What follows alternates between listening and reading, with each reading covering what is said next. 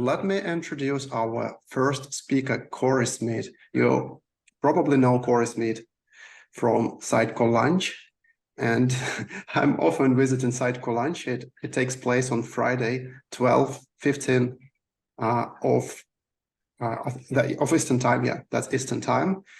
If you're not around, please join. But what less people know Corey about is that Corey is well-versed with the headless technology.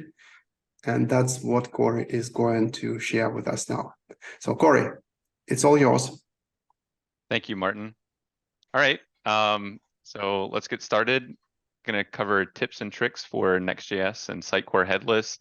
This is a presentation that I gave 2 weeks ago at SUGCon North America. So I'm Corey Smith. I'm an independent consultant based in Atlanta, Georgia. I'm a 7-time Sitecore MVP of technology, and I have over 8 years of Sitecore experience. Happy dad to an 11-month-old, and I'm also a lawn care and smooth jazz enthusiast. So if you're into either of those things or Headless or Next.js, reach out to me on Slack at SiteCorey, and you can find my website at coreysmith.co. As Martin mentioned, every Friday at 12:15 Eastern Time, I co-host with my good friend and fellow Sitecore MVP, Jim Patillo. We co-host Sitecore Lunch. We're in the shirt for that. And Sitecore Lunch is just a virtual meetup where we get together and we talk about Sitecore and we talk about a bunch of other stuff. I post the details for the Sitecore Lunch in the Sitecore Slack. So if you're not on the Sitecore Slack, take a screenshot of this slide. The details to join are there. And yep, those details are going to go into Slack every Friday at 12:15 p.m. Eastern on the dot. And we'd love to have you. So I hope to see more people at Sitecore Lunch next Friday and the following Fridays. Our first tip today is looking at the debug logging functionality in Sitecore's Next.js SDK.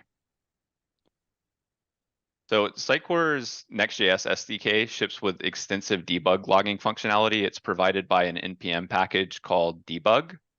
And when you enable it, it will output a ton of debug information to your console for your Next.js server. So this is really nice for debugging issues with your site. The cool thing about this functionality is it's actually hiding in plain sight in every Next.js application. If you go and open up the env file of your Next.js application, you'll find a block of commented out stuff at the very bottom. And you can just start uncommenting these things to enable debug logging. So one of the things, the easiest thing to do is just uncomment this line here. And what this will do is this will turn on all of the debug logging for your site. You can get more selective. So if you uncomment this line here, then you will only see the debug statements for the layout service. And you can even do crazy stuff like you can show the debug logging statements for everything except for the layout service by uncommenting this line. And all three of these, again, will be in your env file for you to uncomment. You don't have to go and put the stuff in there. So really nice place to get started. One thing that won't be in your env file that I think is absolutely critical to enable is this here. It's debug multi-line equals true. Take note of this. If you're going to use debug logging, you're definitely going to want to put this in your env file. And this is the reason why. When you enable debug logging on your site, this is what your console will look like. And it's a bit of a mess. But if you turn on debug logging, it looks very pretty just like this. So you see like nice structured debug logs. It's a lot easier to parse. You get the labels on the left side so you can see what's coming from the layout service, for example, or the dictionary service. So I definitely prefer this view and always set that setting to true when I enable debug logging. One nice thing is that the JSS team, they've set up a lot of filters for the debug logging that they have. What I've got here on the screen is an exhaustive list of all of the filters that you can use for JSS's debug logging. So if you want to filter down to just the data fetchers, you can do that with the Sitecore JSS HTTP label. If you wanted to see just layout service and dictionary service, they have labels for those. If you're using Headless SXA, they've got a label for the sitemap service, site info service, robot service, for example. And if you're using CDP or personalize, you can enable debug logs just for that as well. An interesting thing is that the JSS documentation says that debug logging doesn't work in the browser, but it actually does. And if you want to, you can enable it like this. You would go into your browser console and set the debug property on local storage to Sitecore JSS star, for example, if you want to see all the debug logs. And when you do that in your browser console, you'll start seeing client-side events. So yeah, you'll see client-side events. You're not going to see server-side events though. So the console in the browser is going to be a lot less chatty than the console that's actually running like in Windows Terminal, for example. Most things like layout service and dictionary service, those happen during server-side rendering. So they're only going to get written to the server console. They won't get written to the browser, but this is still useful. And we'll take a look at this again in a second. So to recap, you can enable debug logging for the server in your env file. Make sure that you enable debug multi-line for better readability. If you want to turn on debug logging for the browser, just set the debug property on local storage in your browser console to the label that you want to see.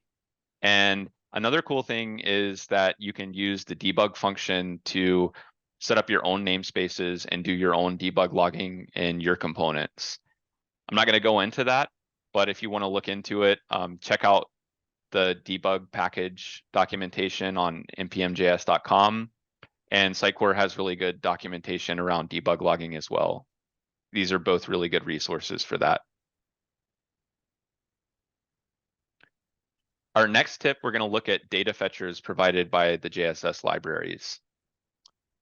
So the JSS libraries, they provide 3 different data fetchers. The first one is the native data fetcher, and this is basically a wrapper around fetch. The next is the Axios data fetcher. This is a wrapper around Axios. And then the third is the GraphQL request client. The GraphQL request client is a helper that you can use to when you want to make GraphQL calls to Sitecore. And the GraphQL request client's got some really nice retry functionality and handles rate limiting with Sitecore's APIs. So with the native data fetcher or Axios data fetcher, which one do you use? The Axios data fetcher, use it if your team likes Axios and you guys have a preference for that. But if you don't have a preference, I would recommend that you use the native data fetcher. It wraps fetch, and Vercel and the Next.js team are making enhancements to fetch that you will get for free if you use the native data fetcher. So things like request deduplication, caching, if you use the native data fetcher, as those things get implemented, you'll get those features for free. So yeah, but if you're calling Sitecore APIs, you'll always want to use the GraphQL request client. So to use one of these data fetchers, it's quite easy. You would just import the native data fetcher from Sitecore JSS libraries, and then new up the native data fetcher and call fetch on it. It's quite similar to calling the fetch function, for example. The nice thing about these data fetchers is that they all have debug logging implemented. So if you turn on debug logging for all of the labels, or you turn it on for HTTP, you'll start seeing debug logs in the server and in the browser for these functions that you wouldn't get if you just used fetch or Axios directly. And of course, don't forget to turn on debug multi-line equals true.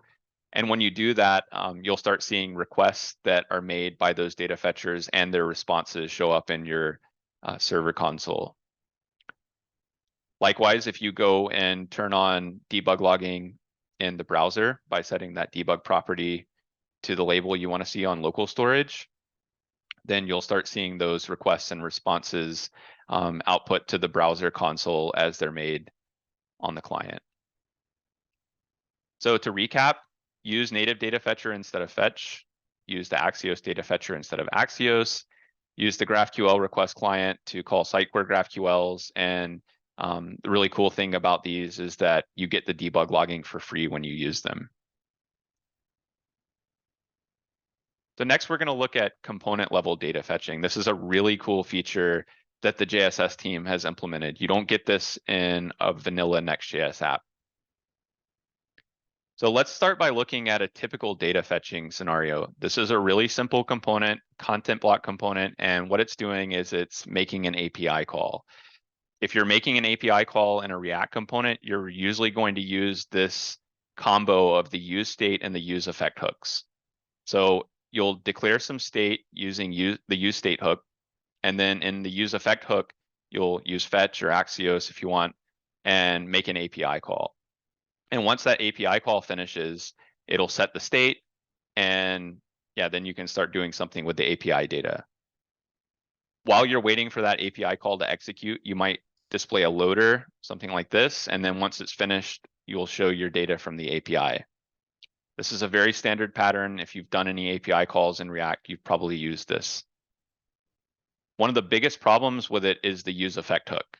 So the use effect hook only executes on the client. It's only going to execute in the browser. It won't execute on the server. And that'll cause loaders like this on your website. So when someone comes to your website, they'll see a loader loading text, and then the API call will execute and the page will re-render. This isn't the best user experience, and it can also have negative impacts on your SEO.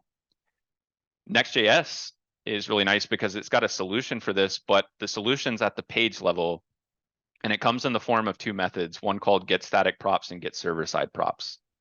So what these are server-side data fetching functions that you can use to do data fetching during server-side rendering. So if your application is using static site generation or SSG, you would use get static props. If you're doing server-side rendering or SSR, you would do get server-side props. Let's take a look at an example. So again, we're thinking about a vanilla Next.js application, and in a vanilla Next.js application, these functions can only be defined at the page level. So you would go on your page in a Next.js app, and you would export a function get static props like this, and then inside of that function, you can make your fetch calls directly. You don't have to use the use effect hook. And when you get your data back, you just return it, and that data gets passed as a prop to your page, and then your page can start sending that prop down to the components that are rendered by the page. And this is really cool, but in Sitecore, it's not so nice. The reason for that is that when you declare these functions at the page level, you really have to know all the components that are going to be rendering on your page. In a vanilla Next.js application, that's probably okay because your pages are generally more static. So you can kind of know ahead of time what components might need some data. But in a Sitecore site, our page generally is just a placeholder. And inside of that placeholder, we allow content authors to decide what components are going to be put on the page. So we don't know ahead of time. So in a Sitecore site, doing this inside of get static props or get server-side props doesn't make a lot of sense. It could be wasteful, right? If you've got 50 components on your page in your application bundle, and you're making server-side requests for all 50 of those components, but only 4 of them are going to get rendered on the page, that's not very efficient. And so the really cool thing is that the JSS team has a solution for it, and we'll take a look at that in just a second. So if we go back to our content block component, so our content block component's using that standard use state, use effect combo to make API calls. And we can refactor this using component level data fetching.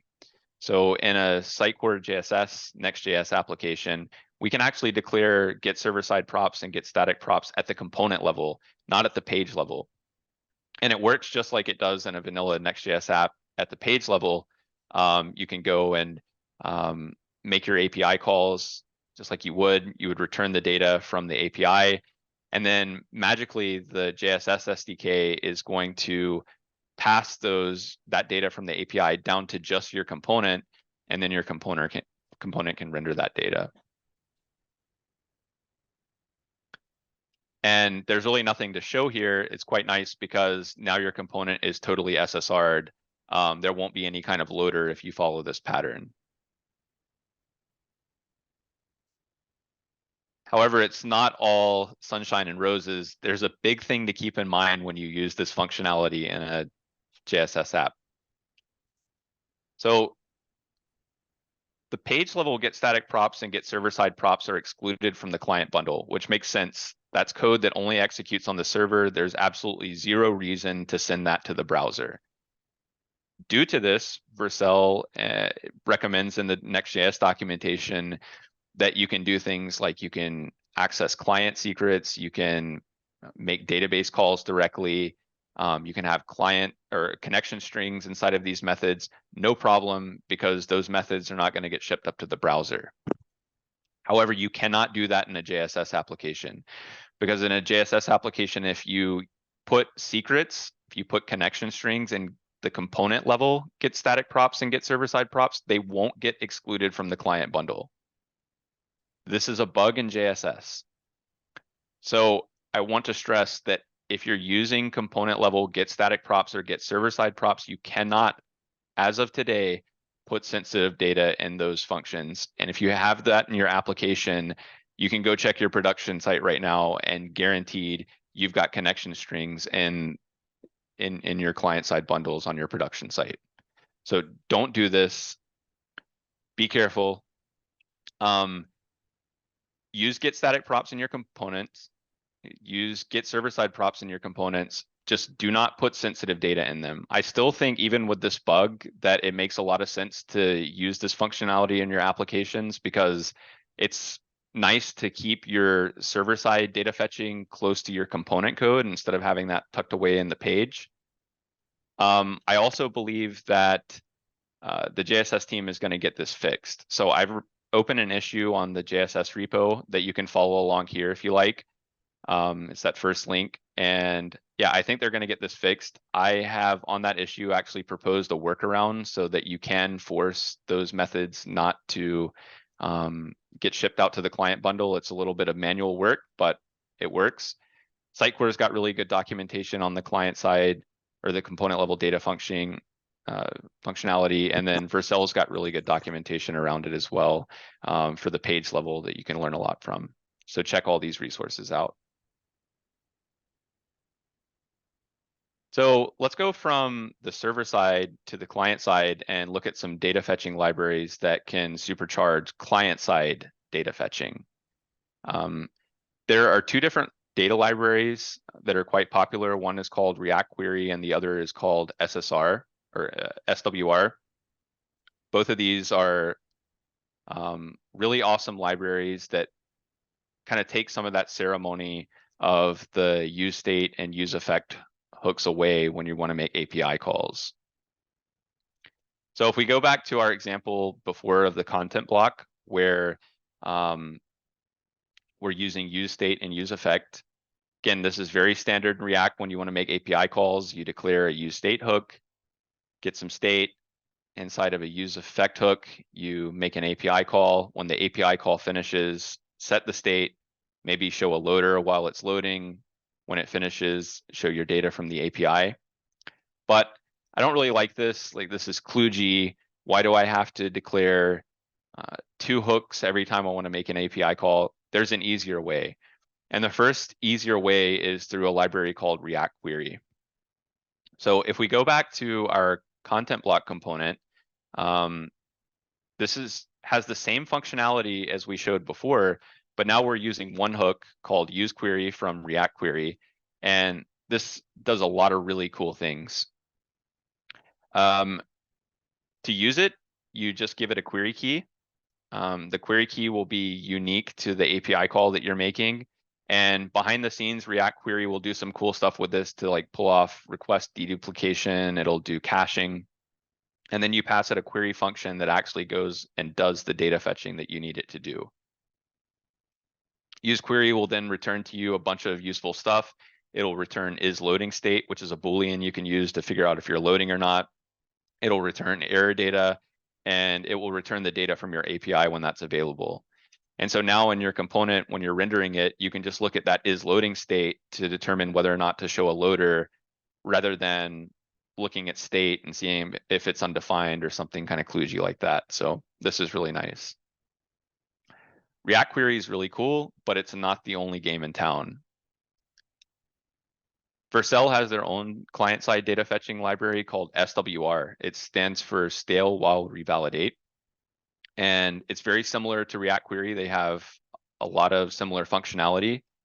And yeah, let's take a look at an example. So with SWR, instead of using the use query hook, you use the use SWR hook. And it looks very similar to use query. The first thing you pass to it, instead of an API key, in this case, you can just pass directly the URL that you want to call, and then you give it a generic fetcher function.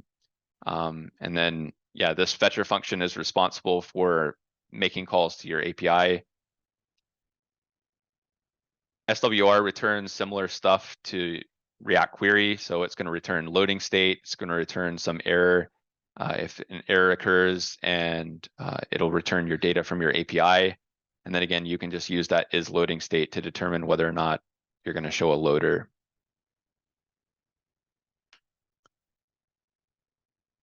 When to use one over the other. I've used React Query in client projects with great success. I've used SWR in personal projects, and I've been able to do everything I want to do with both of them, no problem. They're both great libraries. SWR has the advantage that it's developed by Vercel, who also develops Next.js. So in theory, it's going to integrate the latest Next.js features first.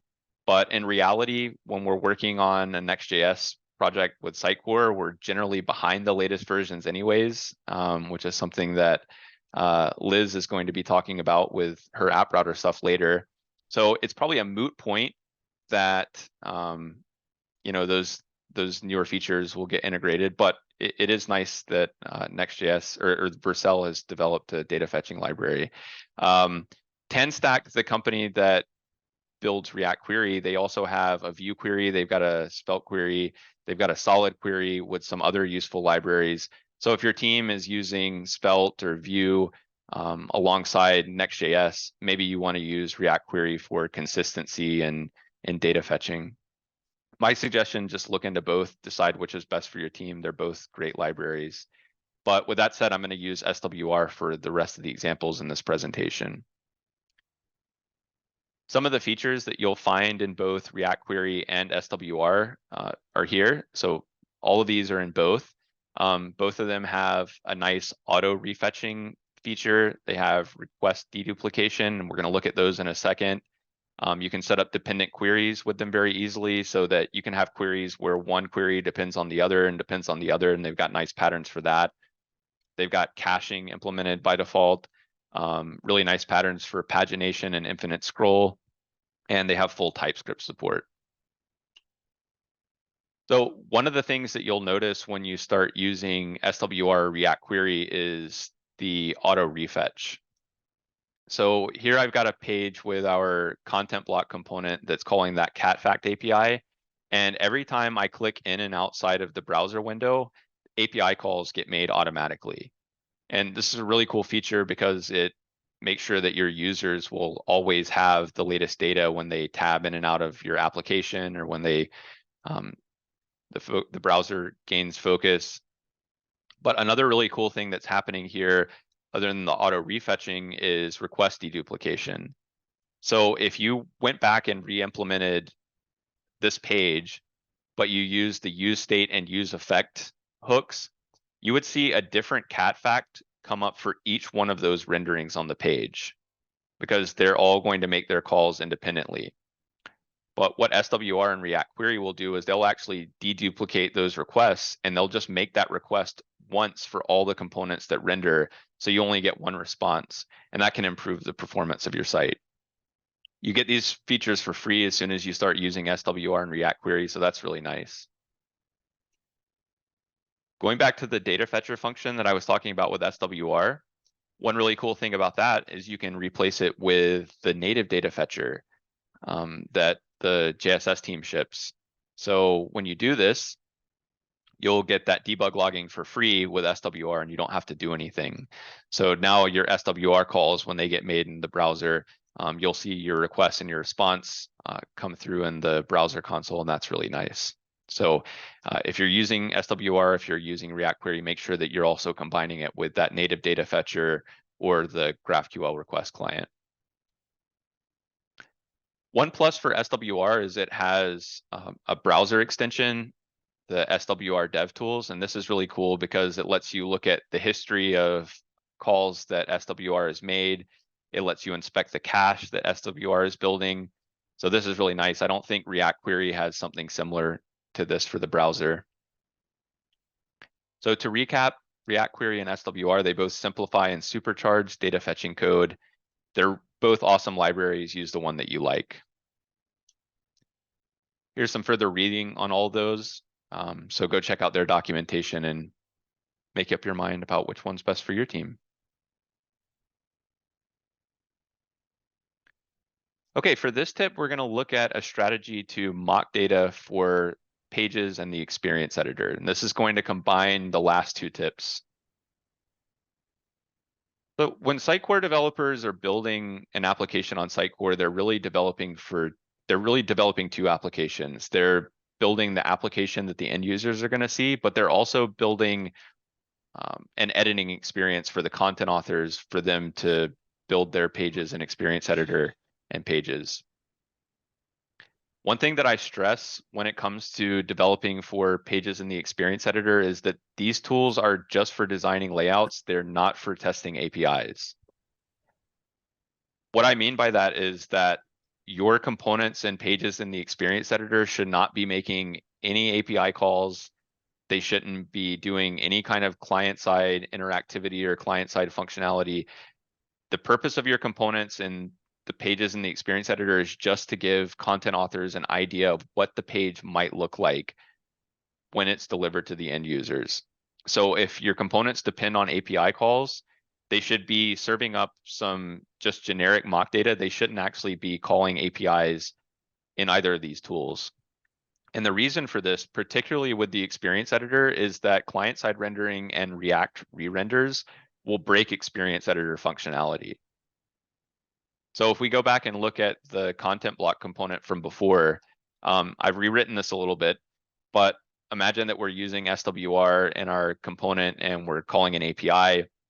And while that API call is being made, we might show a loader, but then when it finishes, we'll show like a JSS field helper and a placeholder. If you render a JSS field helper or a placeholder like this, your component's not going to work in the experience editor at all. Pages is a bit more resilient, but the experience editor is not going to work. Things that you're going to run into are inline editing won't work. The component won't render when it's first added to the experience editor when you do insert rendering, and placeholders won't ever work. You'll get messages, you'll get like an error pop up when you try to insert a rendering in those, and you'll see a message in the console that could not find the rendering in the HTML loaded from the server. So I want to show you a pattern that you can use with SWR or React Query to serve up mock data really cleanly in pages in the experience editor to avoid these issues. So going back to that content block component, we can refactor this a bit and use component level data fetching to serve up some mock data to SWR. So here on our component block, we would export a get server side props or get static props. Cool thing about these functions at the component level is they give you access to both the rendering and the full layout service data. So inside of these, you can check if you're in the experience editor. If you're not in the experience editor, pages don't do anything. Don't want to affect the normal application flow. But if you are, you can return some mock data. And then this mock data will just get passed back to your component as a prop. And what you can do with SWR is you can take that prop and pass it to the fallback data property. What this tells SWR is while your API call is being made, just serve the editing data. So the API call will get made, the editing data will get served up, and then when the API call finishes, it'll serve up the data from the API. But that's still a problem, right? Because the API call is still getting made, but there's an easy way to turn that off. And that's using the global configuration feature that I was talking about earlier.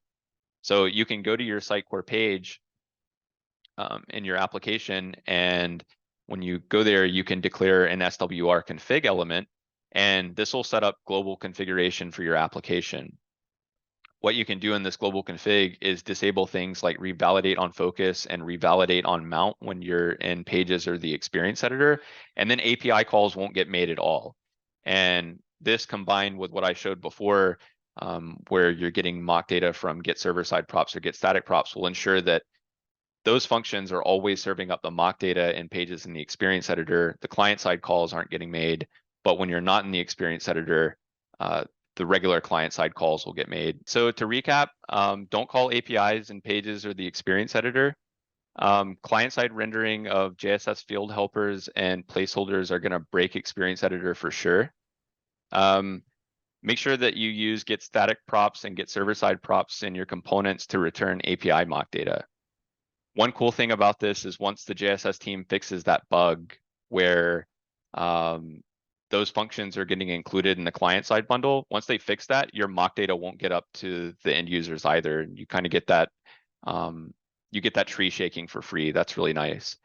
You can use SWR's fallback data property to pass mock data from those functions, and make sure that you disable revalidate on mount, revalidate on focus, or any other client side functionalities when you're in pages in the experience editor.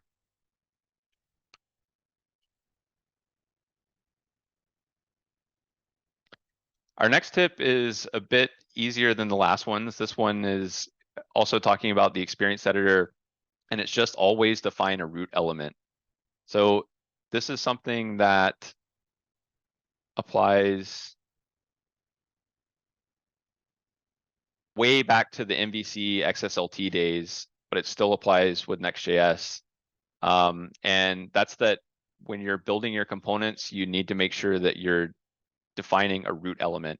So I see front-end developers, they'll often export components like this that use React fragments, wrapping several elements. Don't do this in your applications.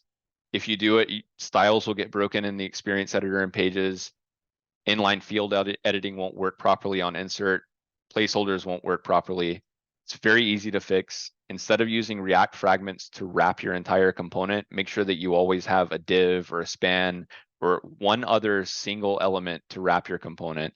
And if you do that, you won't have issues or as many issues in the experience editor or pages. Like I said, this isn't something unique to Next.js. This is something that applies even to MVC and web forms. So if you're still using those, this tip can help you. Might be a good idea for someone to develop a prettier plugin or an ESLint plugin to detect this issue so that we don't have to worry about it in our applications. It'll just kind of get detected for us. Another easy tip, this one is about Next.js telemetry. So if privacy is a concern for you or your clients, you might want to disable telemetry in your Next.js applications, and it's really easy to do. Just go into your env file, set next telemetry disabled equals 1, like I've shown here, check it into Git, and you're done. This will turn off next telemetry. You won't have to worry about it anymore. Sitecore's got some documentation about this and how to disable it. They recommend the same tip that I just showed. Vercel also has some extensive documentation outlining what kind of telemetry they collect. So if you want to go and read that, you can check that out too. They've also got some other options for turning off the telemetry, but the env file is the easiest. So for this tip, we'll look at a feature in the Sitecore Next.js SDK that can help with SDK upgrades and can make your code a bit cleaner. This is config plugins. So every Next.js application comes with a next config.js file that has a bunch of configuration in it. Sitecore's SDK, it's got a bunch of stuff like rewrite rules and other settings configured in that file. You generally don't want to go and modify that directly. And the Sitecore team has come up with a really cool solution to help you avoid that. Some of the things that you might want to modify in your Next.js config are default headers. You might want to change page extensions. You can disable the powered by header that Next emits. You can set up redirects and rewrites. You can do some crazy stuff with Webpack if you want. And this is all great if it makes sense for your application. Make these changes. but just don't make them in the next config.js file.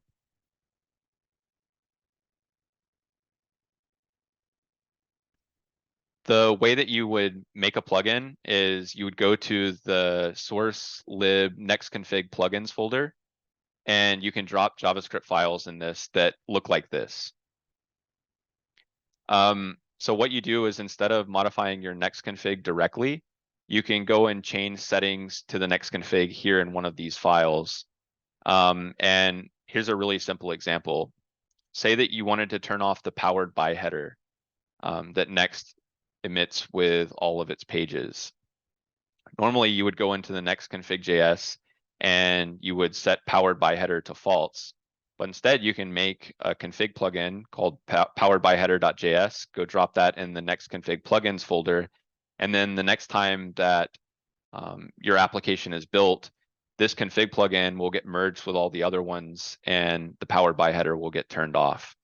And so this is really nice. You avoid modifying the next config.js directly. And the other thing is your config changes can get quite complex, right? Like if you've got a lot of rewrite rules or a lot of redirect rules that kind of belong together, you can combine them together into a config plugin to keep them kind of nice together and neat. And you just ensure that that next config.js in your application is not going to get out of control and get super long. Make sure when you create these next config plugins that you rebuild your application. So hot module reloading won't pick up changes or new config plugins. You can do that with next build or restart your rendering host with Docker. So to recap, don't edit your next config.js directly. Change any Next.js settings that you want to change in that plugins folder. And the other nice thing is that the Sitecore SDK comes with several plugins out of the box that you can look at and reference on how to build these plugins. They're quite easy. And always remember to rebuild your app after creating or modifying the plugins. For this tip, we'll look at the Next.js bundle analyzer. So Next.js bundle analyzer is a pretty powerful tool. The way to get started with it is just do npm install next bundle analyzer. And once you do this, you can create a config plugin to enable it in your application. So this config plugin is pretty standard. If you want to use bundle analyzer, just take a screenshot of this, drop it into that folder, it'll work.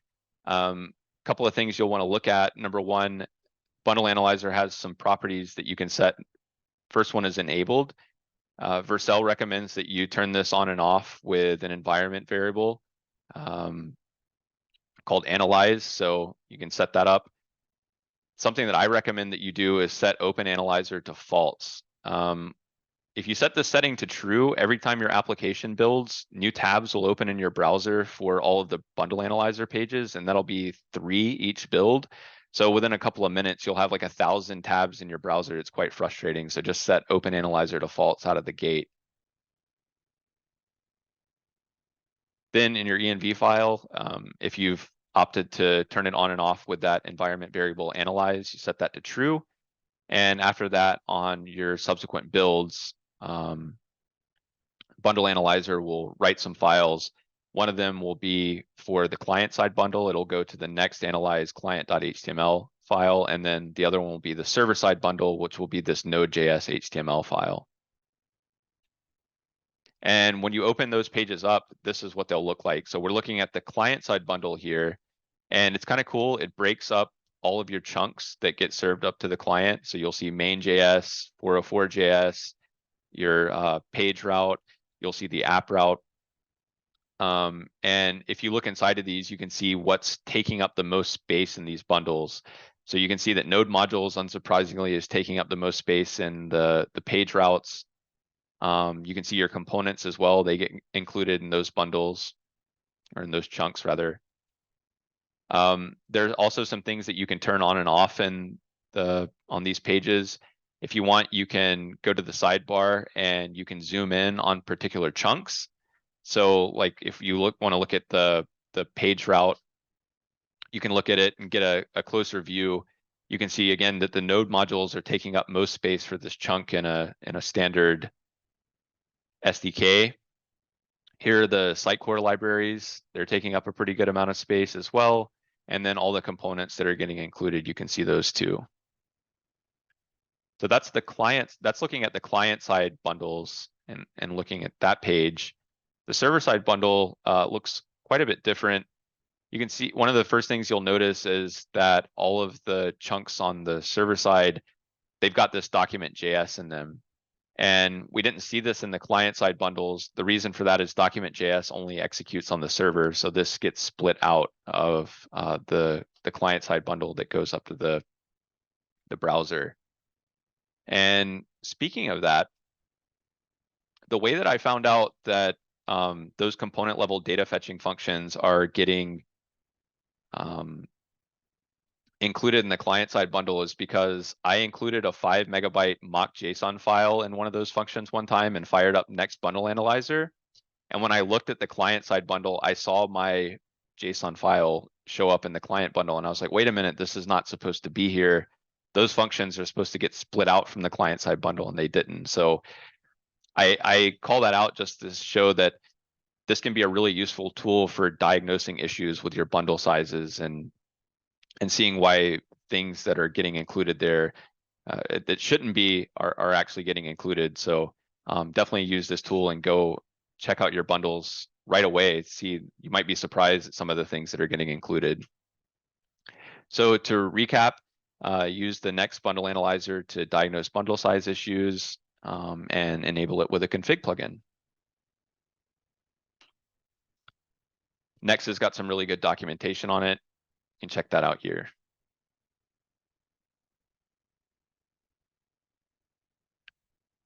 Our final tip looks at patch package. I love this. I love this tool. So patch package lets you patch things in the node modules folder. You can make patches to modify your node modules folder and then share them with your teammates. And when your teammates do npm install, or even when your production build executes, patch package will make changes for you automatically. To get started with it, you just do npm install patch package. Then you add a post install script to your package JSON. This tells npm after npm install runs, apply any patches that we have in our repo. Then, if you want to start working with it, you just go straight into your node modules folder. So here I've got the is-even package that's probably in every node modules folder on the planet. And if you wanted, you could just start making havoc in this file. So this code right here, this will make is-even return true on Mondays. If you made this change to is-even, it would be disaster on Mondays. But you could ruin your colleagues' days by just going and checking this in and making a patch. It's quite easy.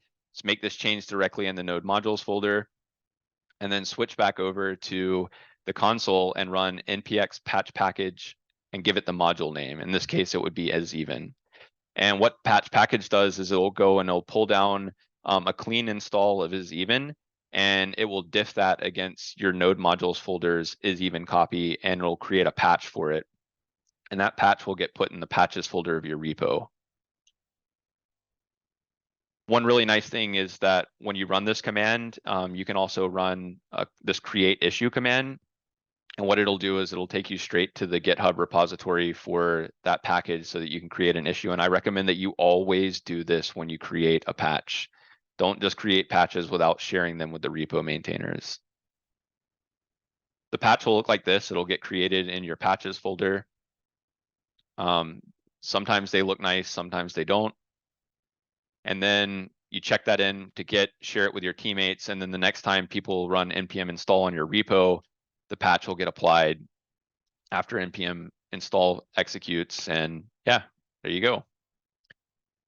Use this tool sparingly.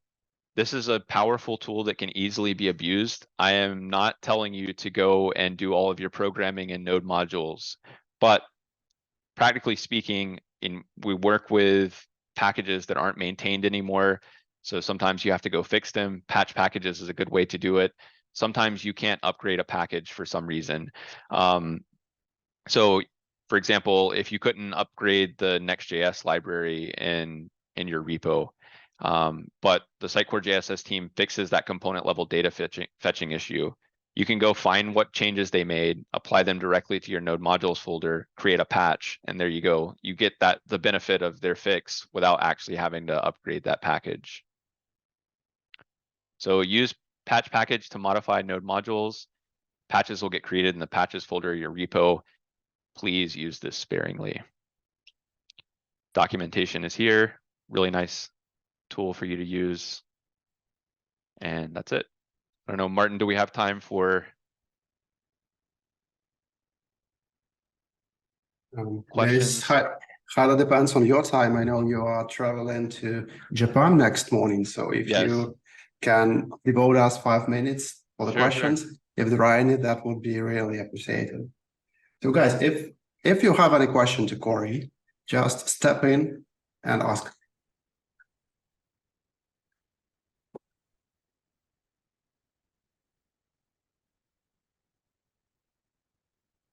I'm just looking back through the chat right now. There were questions about shooting logs to App Insights or other logging platforms.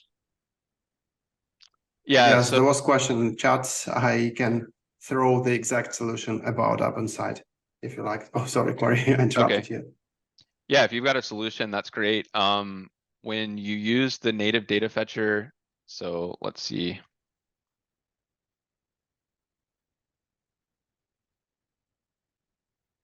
Gotta go way back.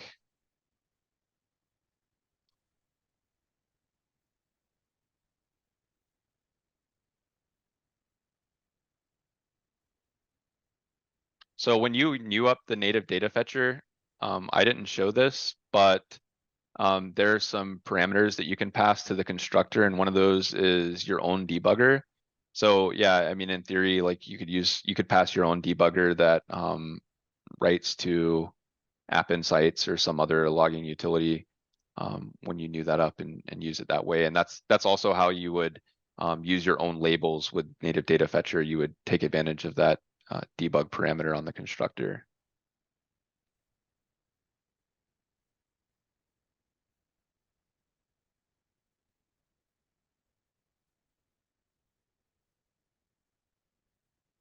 Any more questions?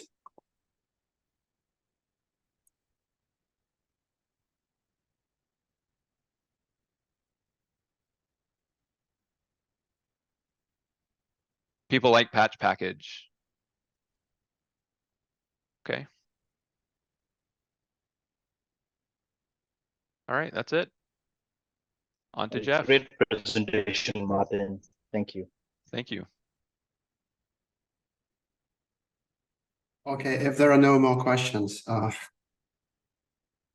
if there are no, then I want to thank you very much, Corey. I want to say that within the last 50 minutes, I learned more than I learned in the previous 3 months so far. And I definitely expect the questions from the audience if this session would be recorded and if they can come back to all this useful information you just shared. So this is what I want to say. Yes, it will be recorded and eventually find this recording on YouTube. But for those who are lucky users of Sitecore Telegram Messenger, the recording will appear pretty immediately within the next 24 hours rather than in several weeks. So what I want to encourage you, I throw the links into a chat with joint links to Sitecore Telegram channels. So if you use this messenger, please join, because there's lots of useful information I share about Sitecore. There are channels devoted to every single composable product, and there is a channel for Sitecore Headless development. That's where all these recordings will appear within 24 hours, straight away, without editing, as we get them here. So you will see links in the chat just in a minute. Meanwhile, let me introduce Jeff, but I don't think Jeff requires introduction. Everyone knows Jeff from Sitecore demo team. Not anymore. Jeff, not anymore, yes. Yeah. Jeff, would you introduce yourself, please? Yes, I have a slide for that. Can I start sharing right now? Yes, please. It's all yours. I make you host.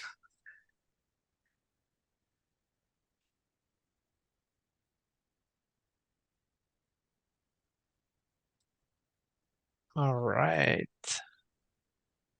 Presenting. Should be good. Hey, my name is Jeff Leureux in French, and I'm now Director of Technology at Fish Tank after spending 4 years at Sitecore in the demo team. I've now decided to switch gears and jump into the consulting world.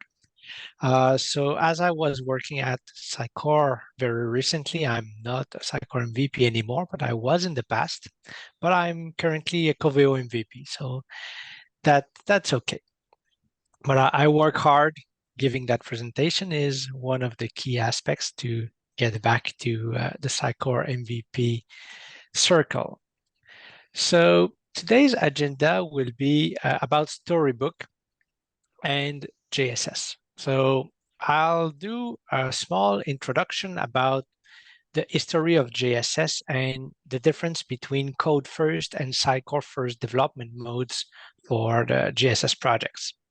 And then I will jump into Storybook. So what it is first, the structure of the stories files for Storybook, how we can use Storybook to help us in JSS projects, and how to use Storybook, how to add it to your project. And I'll finish with a couple of tips and tricks similar to Corey's session about what I learned and the most common things that we hit when using Storybook with JSS.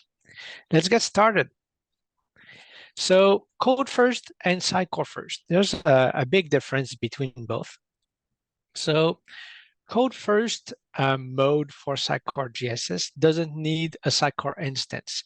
You do all local development and can create pages and test them locally. So you build your site without Sitecore. All of your page definition and your content is living in local files. It's either YAML files or JSON files. It depends, your choice. And then you run the front-end application in disconnected mode. When you launch the application, it runs in that mode. However, it has a couple of limitations. The first one is that it doesn't support Sitecore complex field types like linked list and a lot of references. It doesn't work well with that. It also allows you to take your local files and send them to a Sitecore instance. So it's an import process. But when you do that, you're after that enabled to rename or move the imported Sitecore items, because if you do so, the next time you will re-import, they will be recreated at the same location they were. And the third limitation is the inability to reuse some data sources across different pages. So if you have 20 pages, each using a header that requires a data source, it's kind of hard to do that. You have to repeat yourself a lot when building pages with the disconnected mode and code first mode. So here comes the Sitecore first mode. This one, as its name tells, it requires a Sitecore instance all the time. And the page definition and the content is Sitecore items as we know them. You run the front-end application in connected mode. So your front-end will connect to the Sitecore instance using the layout service to get what needs to be displayed on your page instead of it being defined in files on your file system. It has a couple of pros, of course. So you get the full power of Sitecore, all the Sitecore features, you get them. It also has no limitation like the code first mode. However, it has some cons as well. It has slower development cycle because now every time you create a component in your front end, you have to create a rendering inside Sitecore, maybe a template if it needs one, maybe a rendering template, and then you need to add this component to a page to be able to see it in your front end. And then if it doesn't work, then you continue the cycle to develop your front-end component. So it's a little bit slower. As for Sitecore JSS, it has some history about Sitecore code first and Sitecore first mode. In general, all the new JSS projects are always created with code first mode. And it comes with a simple style guide that has a couple of pages to show the variety of components and field types that are available inside Sitecore. In JSS 19, the Sitecore team introduced the ability to add the --empty flag when creating a Next.js project for JSS, and that would remove the style guide and code first disconnected mode content from the created project. So you start with a blank slate and you can directly connect to Sitecore with Sitecore first mode and directly create your components. So that was really helpful. And then since JSS 20, they have reworked the creation of the application. Instead of a CLI, it's now an NPX package. And they have split the Next.js template into a main template that is Sitecore first without the disconnected mode stuff, and a couple of optional add-on templates as well. And one of these add-on templates is the Next.js style guide template, which has all of the code first style guide website, basically. And now it's optional, so that's cool. By default, you don't have it. But this process was only done for the Next.js template. All the other ones, React, Angular, and Vue, are still having that mandatory style guide code first content that you have to manually remove if you don't want it.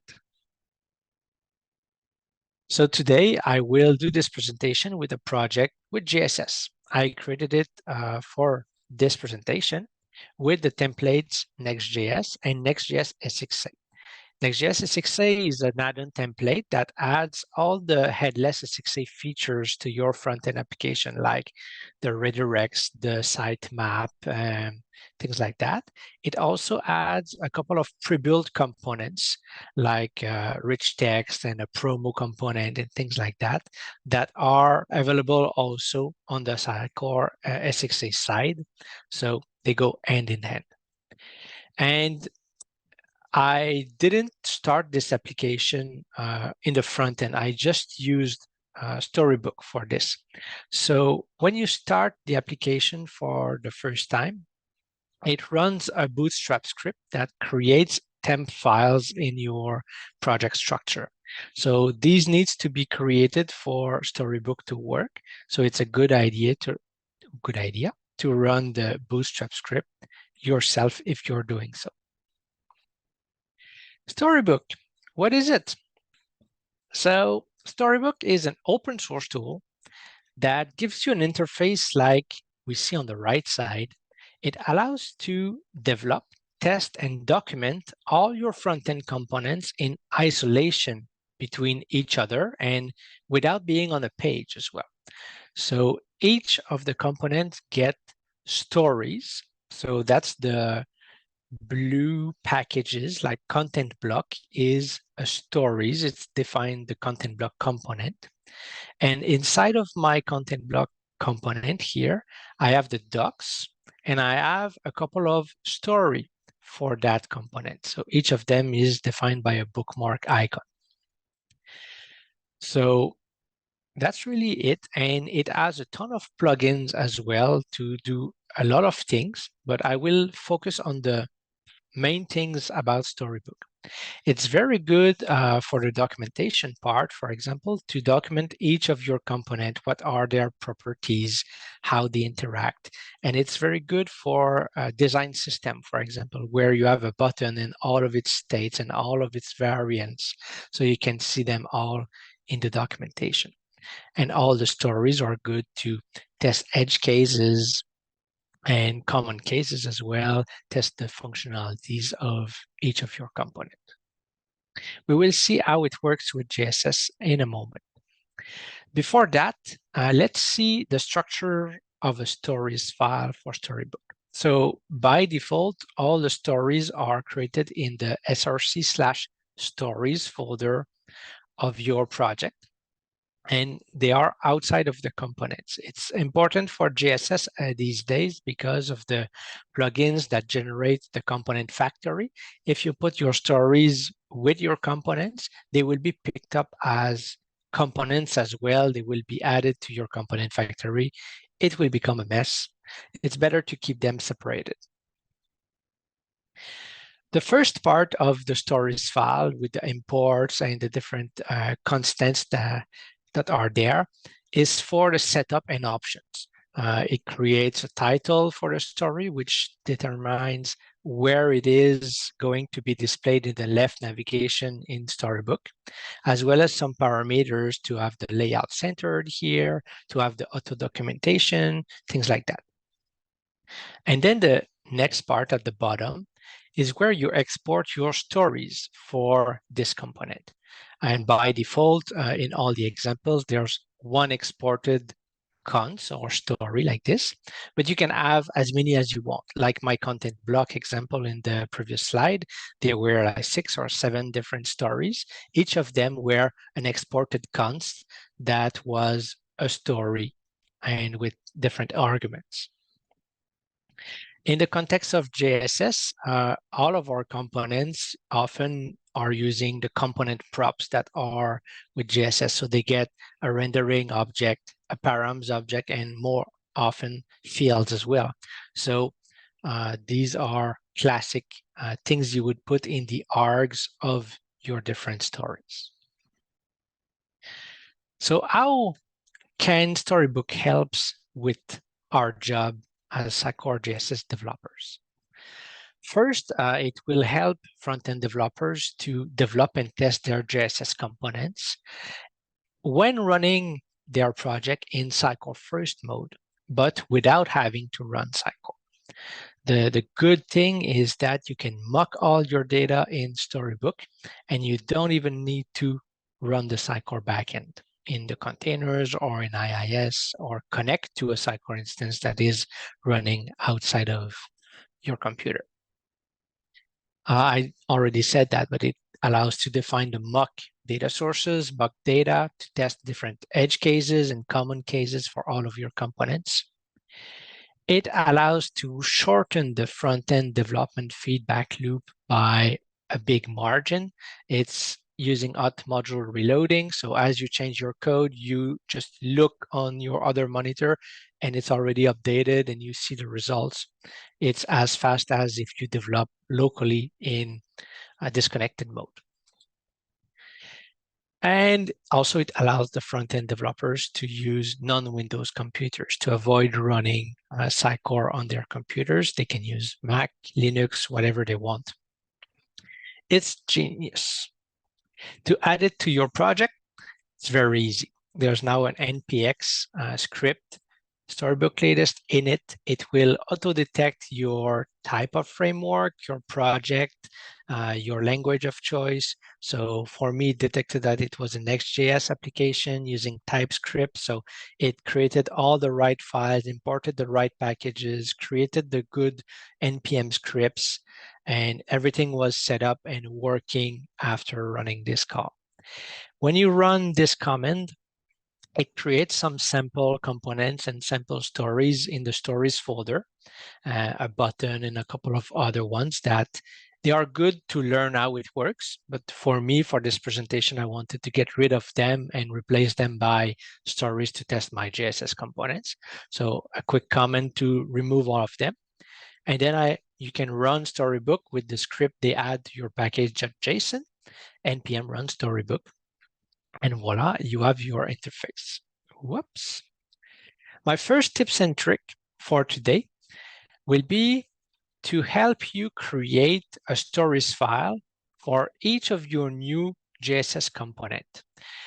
If you know, there's a scaffold script for JSS. When you run npm run scaffold, you can give a component name and an optional path, and it will create a new GSS component from a template file directly in your code structure, and you will be able to go there and change its content, and it's super quick. Instead of duplicating an existing component and getting rid of its content, you can modify as well the template of that new component to suit your needs and your team needs.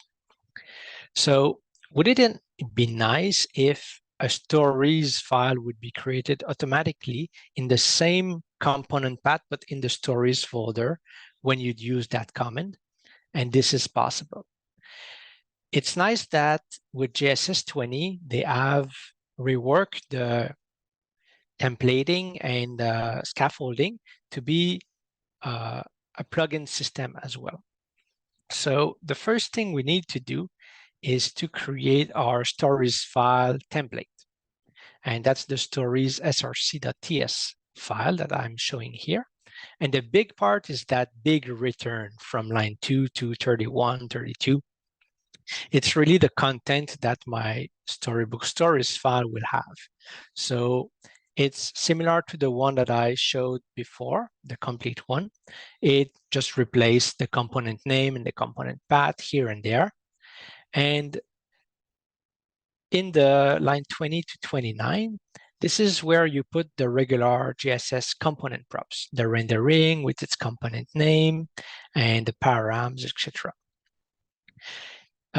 The two highlighted regions here, the params inside of the rendering and outside of it, these are required by the generic template for a component in the JSS Next.js project. They use the rendering identifier and the styles properties. So it's mandatory for us to also define them. Otherwise, all of our stories would crash when we open them in Storybook. And another very important thing to put in your template for your stories is a data source property inside of the rendering. This is needed for all the components in your project that use the with data source check high order component for React. Without this data source property with any value that is truthy, so any string that is not empty, basically, without that, your component doesn't display in Storybook because it waits for a data source and you scratch your head for a long time. So that's very important. Next is the plugin part of the scaffold command that will create that stories file. So basically here, I won't explain all the file, but I import my stories template. And then the order is 99. It's the same order as the component plugin from Sitecore JSS. So sometimes the story will be created before the component, sometimes the component before the story. Doesn't matter because the script I created here doesn't use the output from the component plugin. It's independent. And at the end, I'm generating the file and I'm saving the output path of the stories file into the config for the scaffold command plugin system so that later on I can output some things in the console. If a story was created, then what's the next steps for it? And that's the next step plugin here.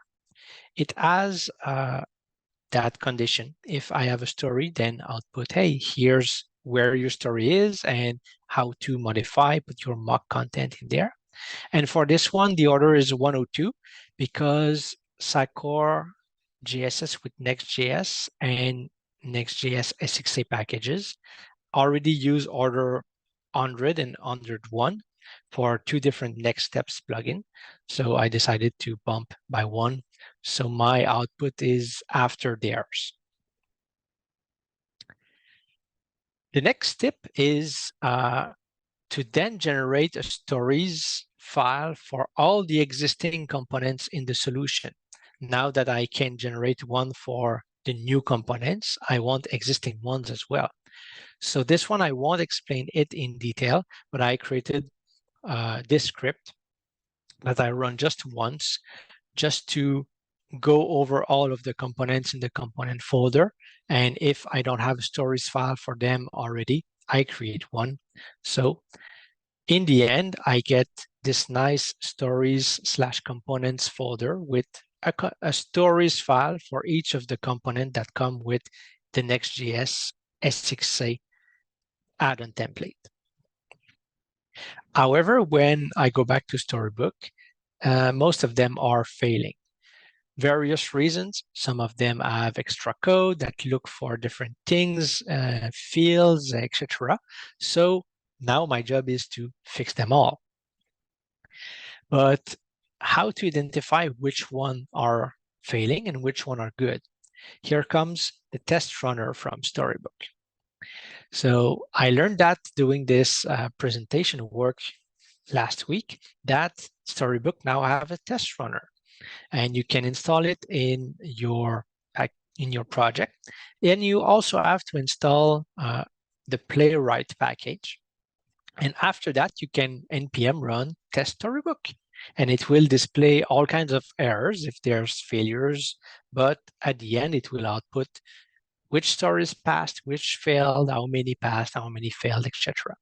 So that was a very good find that will help. And this tool could also be used in a CI pipeline to validate that all of your stories and components are not generating errors, for example. That would be a very good check, maybe as a pre-commit comment as well. That would be super awesome to have this. My next tips is related to how I fix some of the components.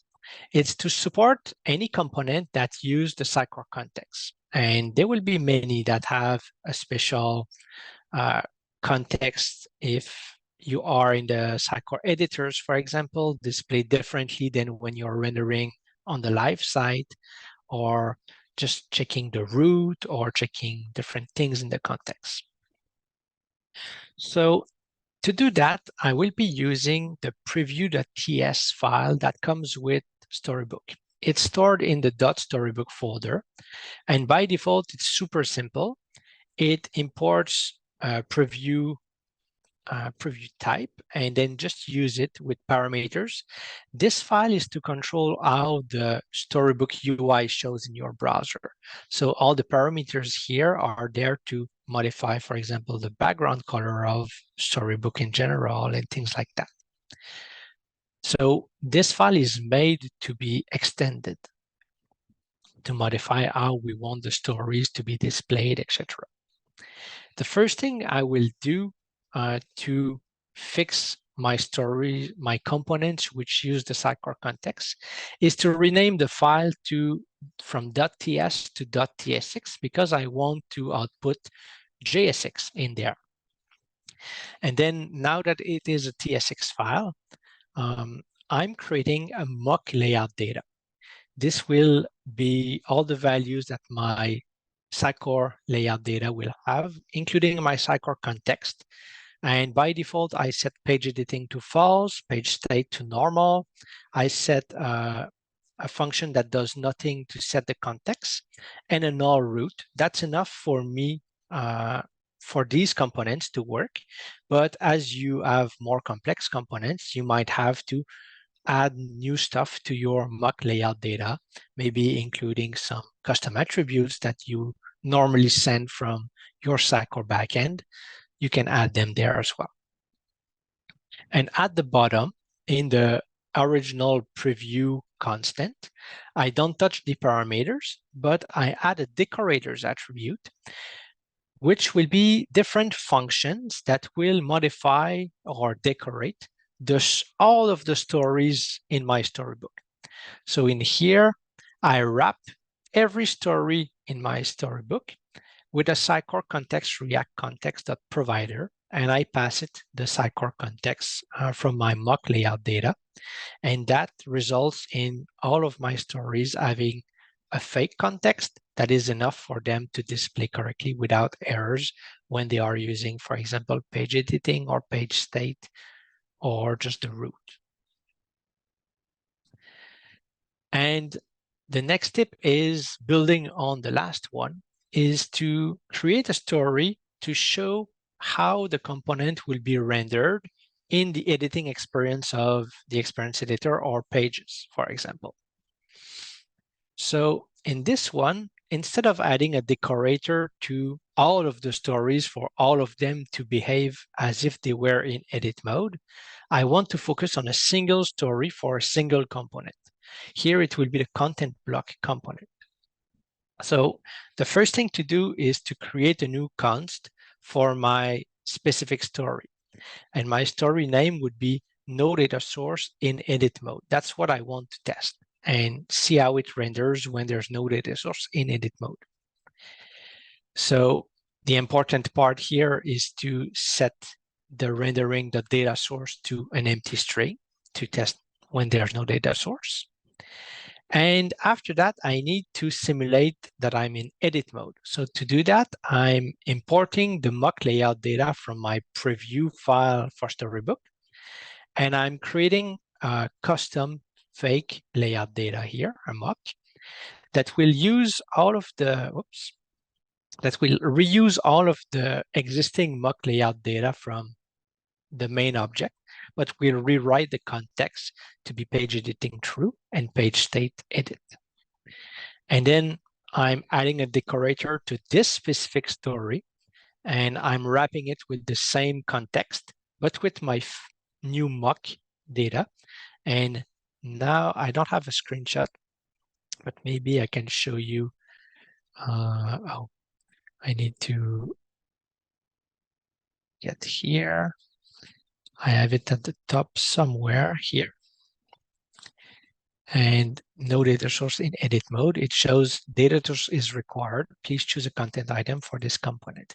That's a feature of the JSS SDK, but it's good. And if you notice, the name of my story here is the same name as my constant, but with spaces before every uppercase character.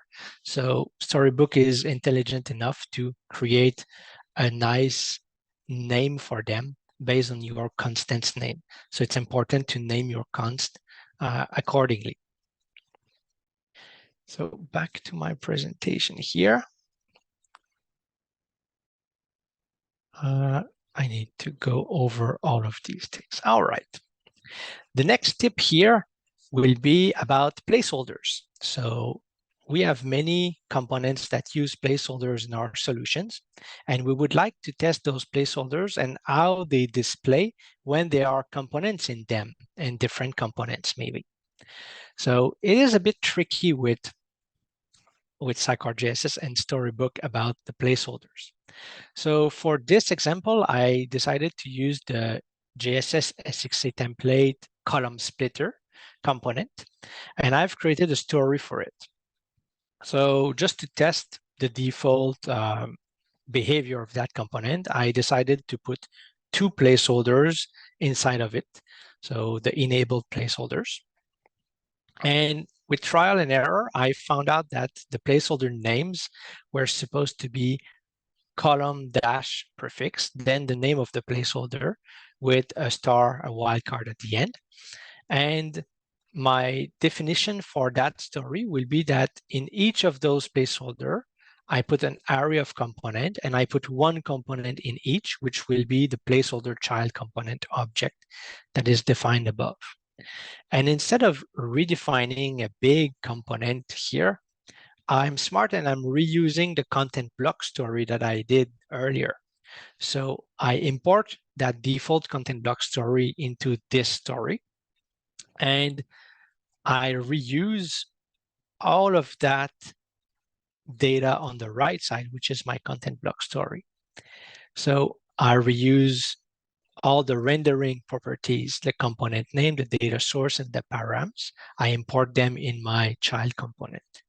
And then I do the same for all my fields that were already defined in the other story without having to rewrite everything, I'm importing the fields as well. And the other important thing for a placeholder child component is for it to have a UID, like I have on line 6 on the left side. And when I check Storybook, it fails. And my browser console says there's no component factory available for this component. And my content block is all orange. And that makes sense because I didn't set up any component factory at all. By default, when you run the Bootstrap script, it generates a component factory in the temp folder. And I can maybe show it to you as I have it open here. So the Bootstrap script will create your component builder file here. And the component builder is set here with all the components. And it has a get module factory. And this will have your component factory that is requested by other part of the JSS application. When it receives the layout service data, it looks in that set, and if the component is there, it knows which component to initialize. But in our context here, we didn't tell Storybook which component factory to use. And the fix is quite easy. Remember in our preview.tsx file for Storybook, where we had the decorator to have a mock layout data for the SitecoreContext. It's easy to change that to, instead of SitecoreContext, instead of SitecoreContext React context, it's much more simpler now. But this one also have the component factory property. So I can ask the component builder to get the default component factory that it was generated in the temp folder. And I'm passing is editing related to what I have in my mock layout data. So if I change my mock layout data to be in editing true for all of the stories, then my SitecoreContext and the component builder will also be editing true. And with just that change, it now works for having the placeholders with subcomponents, and any subcomponent that you already have in your JSS application will be able to be added to placeholders. Super simple. The next tip, and it's the penultimate one if I'm correct, it's the use existing styles. So normally in your application, you use styles for colors, fonts, etc. And by default, Storybook doesn't know about them at all. And it just displays the component with Times New Roman type font and no color, nothing. So it's quite easy to add your styles to Storybook, and that's kind of cool. It's just a matter of importing the entry point of your styles. Here for the JSS sample application, it's the main.sas file in source assets. And you import that in your preview.ts or preview.tsx file if you added decorators. And that's it. It should work. It should. In generic application, it probably works without any issue. But with the JSS sample application for Next.js, I got a surprise. It said that it could not import a colors file from a SAS module and from the link button file. So I had a look at that. Here's the link button SAS file, and we can see it imports two different files from a SAS module. But this module cannot be found in my node modules. So there was something going on. Instead, there seems to be the mixin files and the car file that it was looking for directly in my source in assets, SAS abstract. So they were local files accessed with a module import here. It was kind of weird.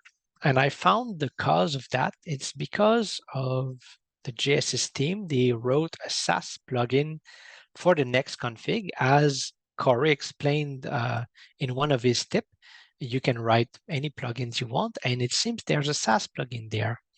And it creates two aliases for two modules that don't exist, Sass and Font Awesome, to look at local files for the first one, and to look at a real node module for font-awesome in the second case. So because of that, it was working for the GSS application, but it wasn't working for Storybook. And I tried different things to make that work for Storybook as well by changing the path a little bit, or having those aliases set directly in the next config instead of in a plugin, but nothing worked. So to fix it with technology, I did a search and replace. And I just replaced every @sass by its real folders, source assets Sass.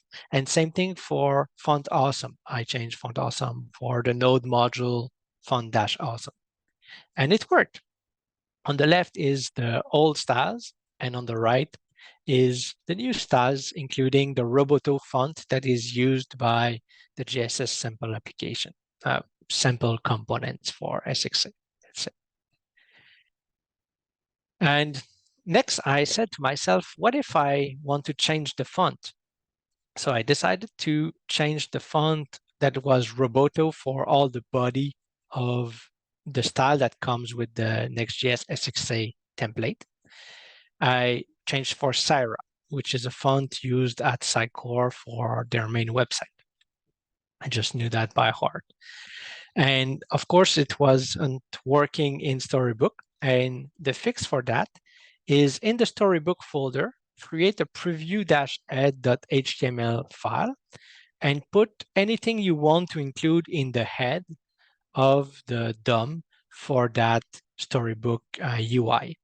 So here I add a link to download the style sheet for Syra. And on the left is with the Roboto font, and on the right is with the Syra font. So it was included now in the Storybook application. Simple like that. So that covers my tips and tricks and what I wanted to discuss today with you. I hope you enjoyed. During my work to create those tips and tricks, I went from the vanilla GSS application created with NPX, and I added Storybook step by step, removing and adding stuff. So you can follow that GitHub repository, and there will be one commit per different action with the tips and tricks there. Maybe a little bit more than what I presented today even. And this one is updated for GSS 21.4 with Storybook 7.4 as well. I did this talk a couple of years ago, but that was with a very old version of GSS and old version of Storybook, and that was outdated quite a bit.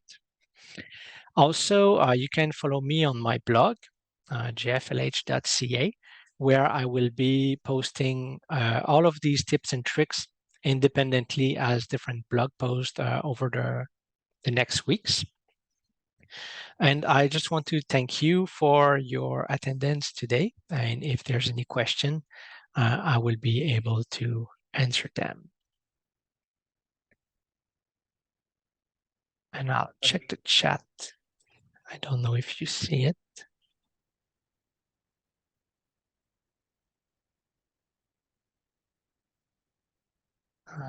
Was there any question in there? Corey had to drop. Randy asked if export my GSS component like this, export default with data source check. How can I get Storybook to understand the with data source check? That was answered a lot of slides ago. Maybe I can come back here with the structure of here, I think. Where is it? This tip here. This data source here on line 23 is the important part for the with data source check. Without a data source, in fact, this one is empty, so it was probably before that I explained it.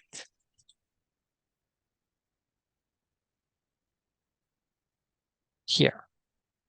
So on line 22 here, the data source has a truth value. Any value that is truth in JavaScript will work, so it passes and render the component instead of rendering just nothing. Aaron is asking for a headless project development, Sitecore First is the preferred way. I would say yes, Sitecore First is the preferred way for a real project. If you just want to play with JSS, the code first way is good. And if you just want to build a landing page of some sorts, it could be okay. But for any serious project, Sitecore First is the preferred way.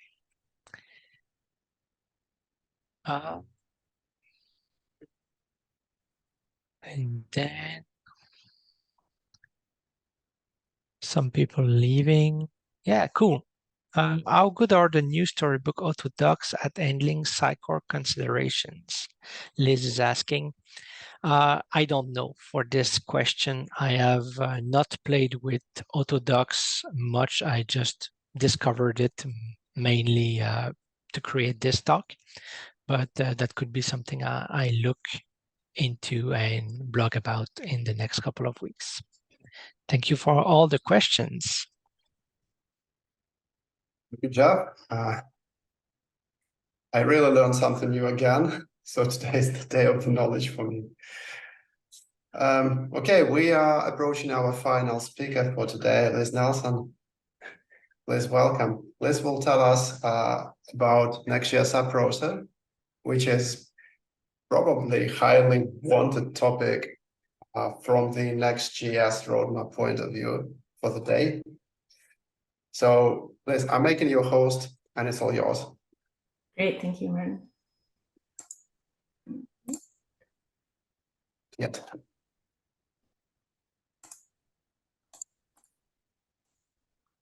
Okay.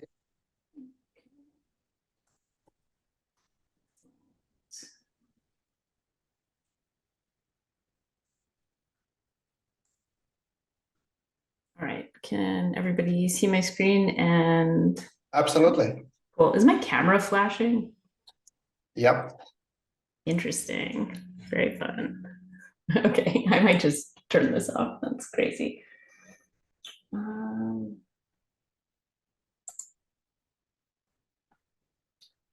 Okay, hi, face. I'm going to turn this off now so it stops flashing.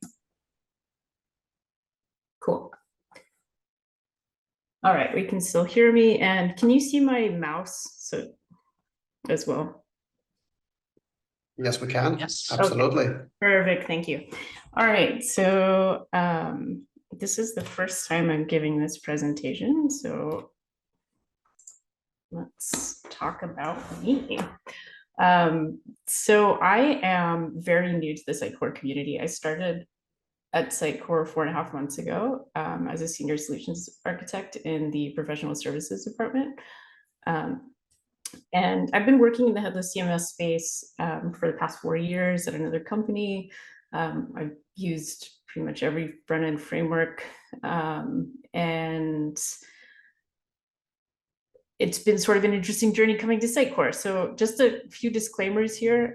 This presentation is not on behalf of Sitecore. I don't work in the product team, and I can't speak to the app router as a part of the roadmap for Sitecore. This presentation is really just a result of me diving in, trying to understand JSS.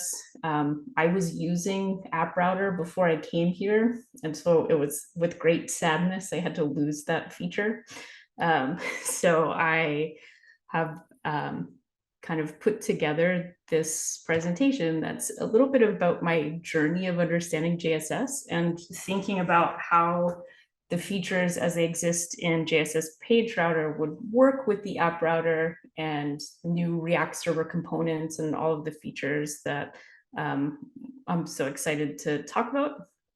And so just a couple of takeaways of my journey in understanding JSS. So past 4 months, I start like any good developer looking at the API, the interconnection between our web application and our CMS.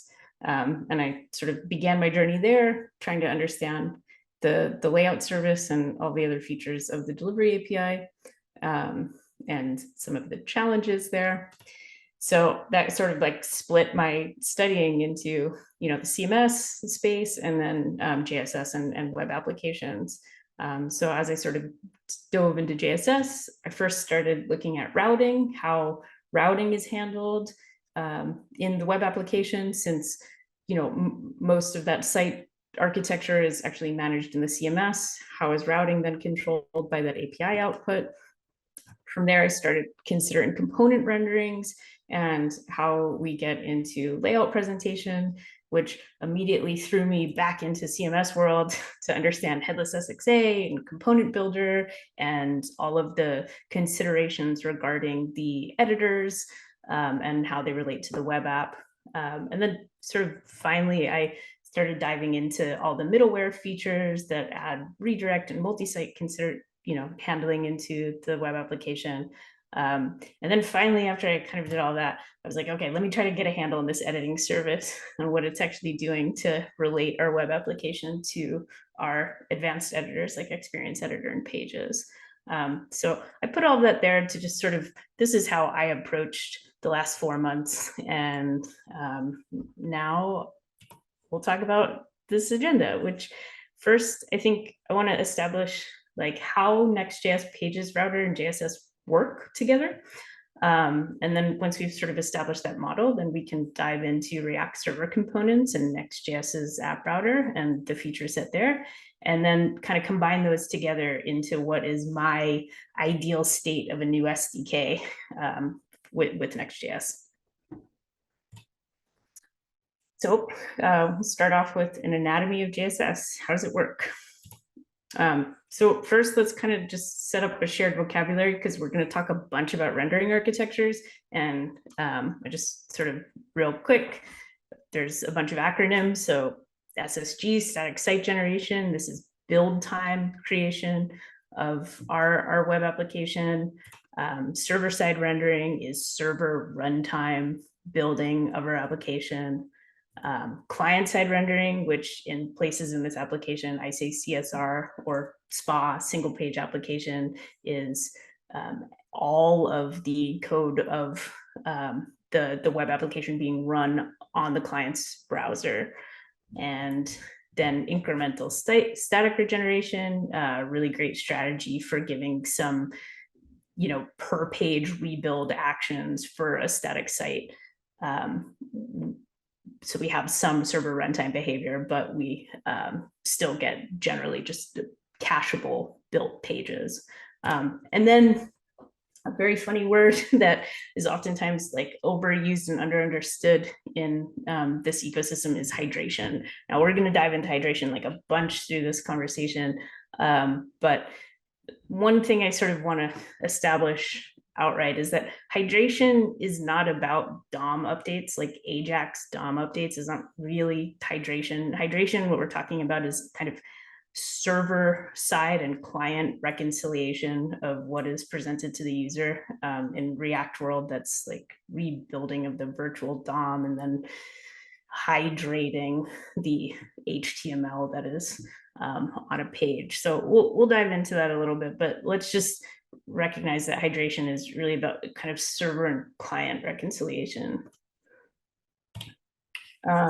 Okay, so server side and build time behavior in Next.js. Like, why do we do this? Why don't we just use React? Why is React even saying don't use React without a server side framework? Well, there's like a heck of a lot of performance gains that we get from having a build time or a server time behavior in our applications. We get faster first loads. We can render some static HTML and serve that up to the client very quickly, and then build up all that interactivity in our applications. With a pure React site, we are shipping a JavaScript bundle and an empty HTML page. And then once that JavaScript gets to the client's browser, then we compile it or transpile it. We transpile it, then we build up, a JavaScript based DOM, and then we serve it up to the user. So it's incredibly slow. There's a lot of value to the interactivity model for it, but it's slow, and there are better strategies using server-side and build-time behaviors. Plus you get server-side data fetching and all the security considerations around that. And then in Vercel land, like everything's serverless and you get fun edge runtimes and other things like that. So what does running on the server actually mean in Next.js? And we say that all the time, this runs on the server. Technically, most of the stuff I've hosted on Vercel is like in a kind of serverless paradigm. So typically when we mean that the initial render of our React application is happening not on the client's browser, utilizing a library React has called React DOM server. And that generates static HTML. And then in Next.js, we also run a series of special functions, get static props or get server-side props, that only run on the server. And then those props are sent to the client. So the functions themselves are never run on the client, but the output of those functions are sent to the client for hydration. But one thing to really note is that all components, like every React component you have in your library, in your application, they run on both the server and the client. So the only thing that's truly just running on the server are these special get server-side props or get static props functions on the page level of a Next.js application. Everything else is rerun on the client side, and all of the React JavaScript that is required to run those things are also rerun on the client. So what does that look like? So in a typical SSR render cycle, not really thinking about JSS, we have a user request. That user request goes to edge land and runs through a bunch of middleware. Then the output of that request with all of the middleware transformations gets sent to our server land, where the first thing that happens is that based on that page route of that request, that page route's get server-side props function is run. Now, the output of that server-side props function is then piped all the way to the root of our application. So one thing to really remember is that it goes to the app.tsx file first. It doesn't go directly to the route. So we get our output of server-side props, and then we feed it through our app.tsx and then into our specific page route, which for Sitecore is typically just this catch-all route. And then those props can get passed down to all the components that are being called on that page. And now what gets output is the static HTML of that first render cycle. And then a bundle of JavaScript of all of the React for every component, every dependency library. The only functions that are not set to the client is the function for get server-side props itself. And instead of sending that function, which oftentimes has security considerations like, the fetching to a database or something where you've got, tokens and secret keys that you don't want exposed, all that's output that's sent to the client is the output of that function. So just the props as JSON. And now all of that gets sent back to the user. Now the static HTML is the first thing that is shown to the user, but that static HTML isn't interactive. The React hasn't been built yet. So we have served a static site, but all the interactivity of that site has not been instantiated yet. And that is where this notion of hydration comes, where we actually run all that React using get server-side props to populate all the components. And then we've built a virtual DOM that then goes and re-renders the entire HTML page and hydrates it with all that interactivity. So this is the model, and we're going to kind of dive into some of the changes of the model as we go through things. So one thing we've established here is there's no component level data fetching in Pages router. Given that route cycle, there's no data fetching that's happening on the component level. So how does JSS actually do that? So in the JSS render cycle, we've similar stuff. User request goes to Edgeland, runs some middleware. Specifically, these three are kind of out of the box options in JSS. Your redirects, your multi-site, personalize if you're using it. And then we go to get server-side props. And when we go to get server-side props, we run the page props factory, which is our way of establishing all of these Sitecore pieces we need to render our application. So we go and grab site info, locales, we grab the layout data for the page route, dictionaries, metadata links, and then most importantly for this conversation, we get the component prop service is run in this get server-side props function. And we'll, on the next slide, kind of dive into it just a little bit more what that component prop service does. But let's say it runs all of those component level get server-side props function that Sitecore provides, this overloading of the get server-side props Next.js function. It gets run on the component level, and then that allows us to have this notion of component level data fetching.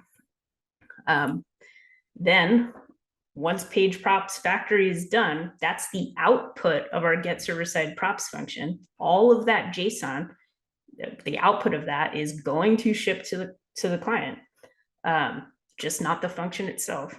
And now we pipe it into our application. And we'll see in the starter kit, that means we first go into the app, which establishes our localization context, so that we have access to localization information. These are React contexts, so they're accessible on a component level. Then we go into the page path, where we have access to two more context, the component props context, which is where we take the output of running all those component level data fetches and we store it in that context. And then the Sitecore context, where we store everything else, site info, layout service, all of that. And then all of that gets passed to the component. And now on the component level, we can access those contexts directly using our use SitecoreContext to grab some of that information that isn't passed through props to our components. And now we do the same thing. We output static HTML, all of the React, and just the output of get server-side props. And we send that off to the user, same virtual DOM cycle. Once we send the static HTML, we build out virtual DOM and we re-render the page. So how does component prop service work? Well, so diving into that third piece of the page props factory, the component prop service actually grabs the layout data that was fetched earlier in the page props factory, and then it goes through every single component that is being defined in the layout service and calls its get server-side props component and then stores the results of them in the page props. And it stores that by the component's UID. So really the only components that are being processed in this way are ones that have a UID, because that way we have a dictionary that we can access when we're actually rendering the components to go and grab those props from. And just to clarify, much of this is my understanding of this. Maybe there's small details that are need tweaking in terms of definition. So once, and again, we've grabbed all that, including the component props, and then we run through populating all of these contexts. And then at the component level, we can access these specific prop functions that were run via the component props context using a component UID. And that is actually what the placeholder is doing. We'll see just a little bit later. So just to establish, Next has a lot of context. This is like the code for current Next in terms of the app container rendering. Like these are all of the contexts that are rendered in a current page. And then Sitecore just adds a few more on top of it. We've got our component props context, our Sitecore context, which secretly has like another context inside of it called the component factory context. And then, you know, our localization stuff. So the component factory process, like how do we then render those components based on their place in the layout data? So we have this component builder paradigm where we run a script at build time, and that goes and discovers all of the components in our application, and that includes packages like symlinked stuff, as well as dynamic and static imports you can set using this like .dynamic in the file name, and then it generates an import script based on that discovery that imports all of those components and creates the component builder. Now the component builder basically has two methods. It can create a module factory, which is a sort of like store of the actual file references. And that gets passed through the page props factory to component props service, where it does all of that component level data fetching. So now it has this key value store of all these discovered components. And so it can run through all those components, find their get server side props functions, run them all, and then store the output of them. And then we have the component factory itself, where we run the actual components in the placeholder scripts to import them and build them. So the component factory lives in the Sitecore context as well as this like discovered list of imported modules. And we can then sort of dynamically, it's not really dynamic, sometimes it's static, but we can build the modules, you know, in the placeholder and import them and populate our page with all the right components. So all of this is to say, like, this is somewhat hard to reason about. There's a lot going on here, and it takes reading through a lot of code to kind of understand how all these pieces are working. So let's kind of just dive into the code real quick so that we can establish how that's working again by looking at the code. So again, we kind of start this process at the get static props, where we run our page factory. The output of that page factory gets populated through the app. And now it's starting to get decomposed, right? The page props, we got the dictionary service, the page locale, we give that to our localization, and then we render our page. And then on the page level, we, you know, take that props output and we populate the component props context with the component property, the props that we ran through by running all those get server side props functions on the component level. And then we build our component factory and store that so that we can build components. And then we take all of our layout data, we put that in the Sitecore context. And then finally, we, you know, go ahead and render our layout. So then as we run through running our layout, every time we get to a placeholder in the layout data, we go and we access those component props. And we do that by using the UID of the component and then fetch and get its props out of our little dictionary here. And then finally, once we've grabbed the props, we render the placeholder, which it's currently a class component in JSS, so it's not really like super easy to read, but needless to say, it grabs that component factory and finds the right import and builds the component with those props passed down. So that's a lot. And so what is React Server Components and the Next.js app router? And eventually we're going to talk about how would we then maybe do that cycle differently. So what's different about React Server Components, first of all? So a React Server Component, it no longer sends any React code for server components to the client. And that includes any library dependencies that are being called in that component. So there's like a huge gain there because we're kind of reversing the process. In server-side rendering, we are serializing the output of running get server-side props, but then we rerun all of those components, the actual, like this widget here that we can see, like that's a function, right? Eventually it outputs some HTML, but it's a JavaScript function.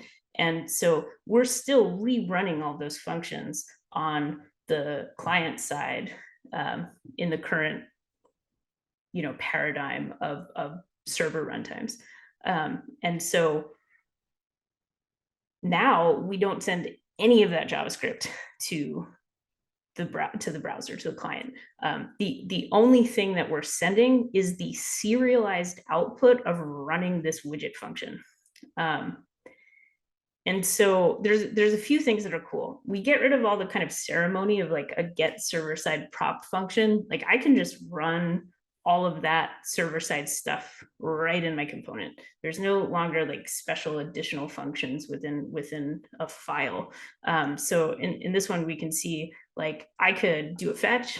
I could directly read using Node APIs, the file system that exists on the server.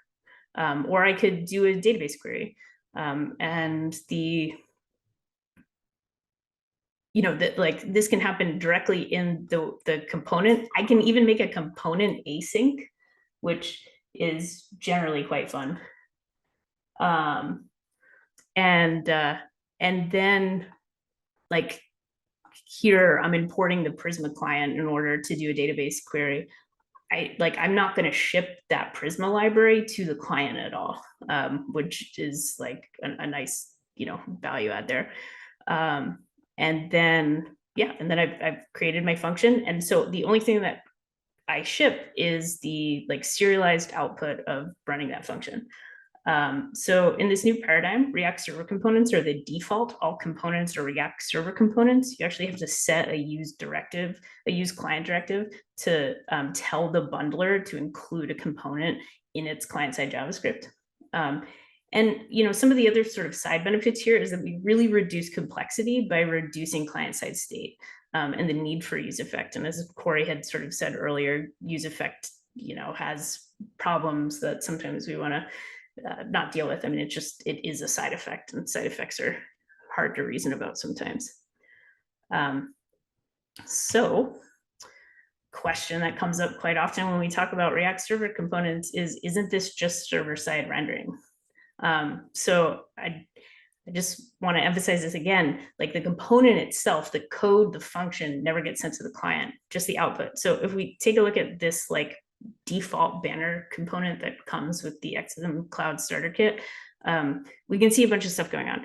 We go and grab the SitecoreContext, then we do a bunch of like data processing, and then we render what is essentially just like 3 elements, 2 divs and like an image tag.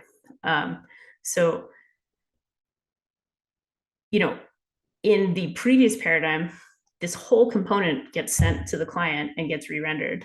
And in this new paradigm, just the value that's returned, the serialized value that gets returned from this return statement is what gets shipped to the client. Now, what does that look like?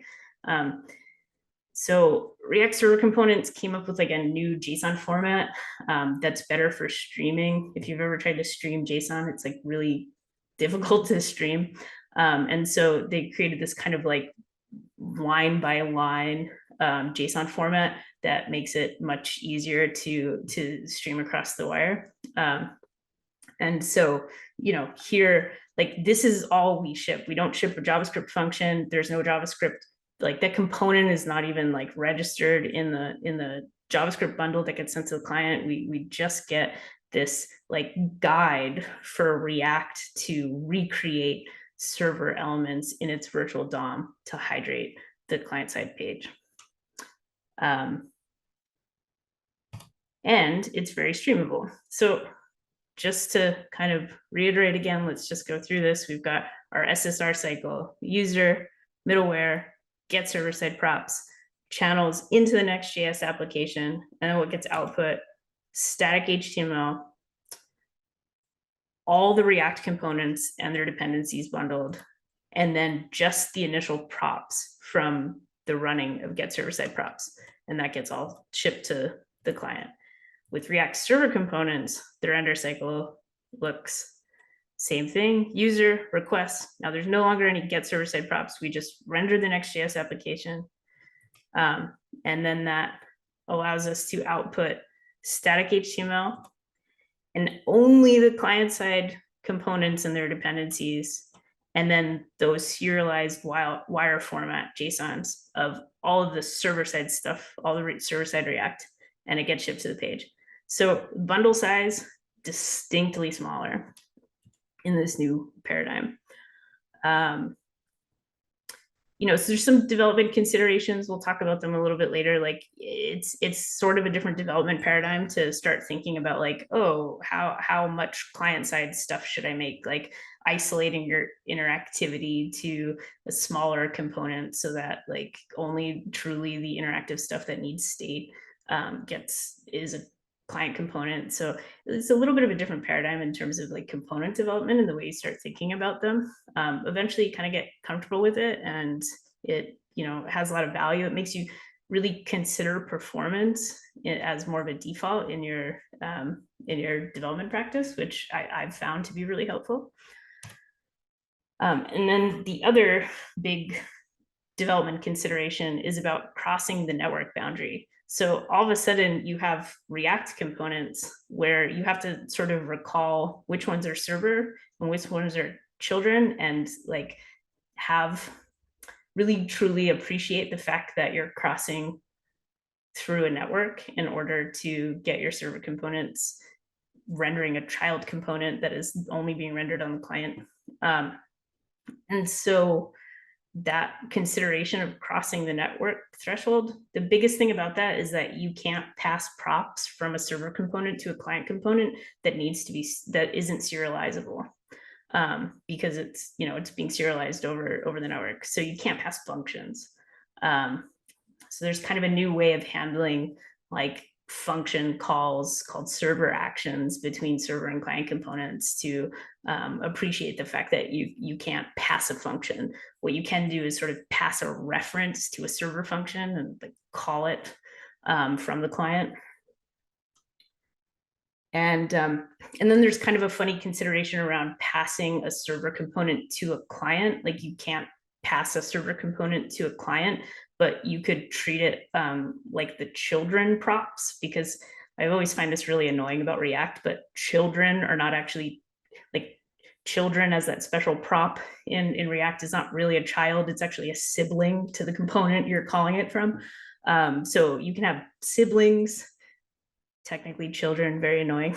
But so, I mean, if we're looking at this means like, if this is a server component, this analytics chart, which I'm sure has a ton of interactivity and state management, can be a client component. And so I can, render this analytics chart, which is going to happen client side. And I just have to make sure that all the properties that I'm sending to that client component are serializable. And, just remember, like, it's all functions. So even things like a date, like a JavaScript date, it's not easily serializable. So there's some considerations there. And then, so if like inside this analytics chart, I wanted to render, I don't know, some static, like maybe the heading of the analytics chart, which is sort of static content that's not going to change.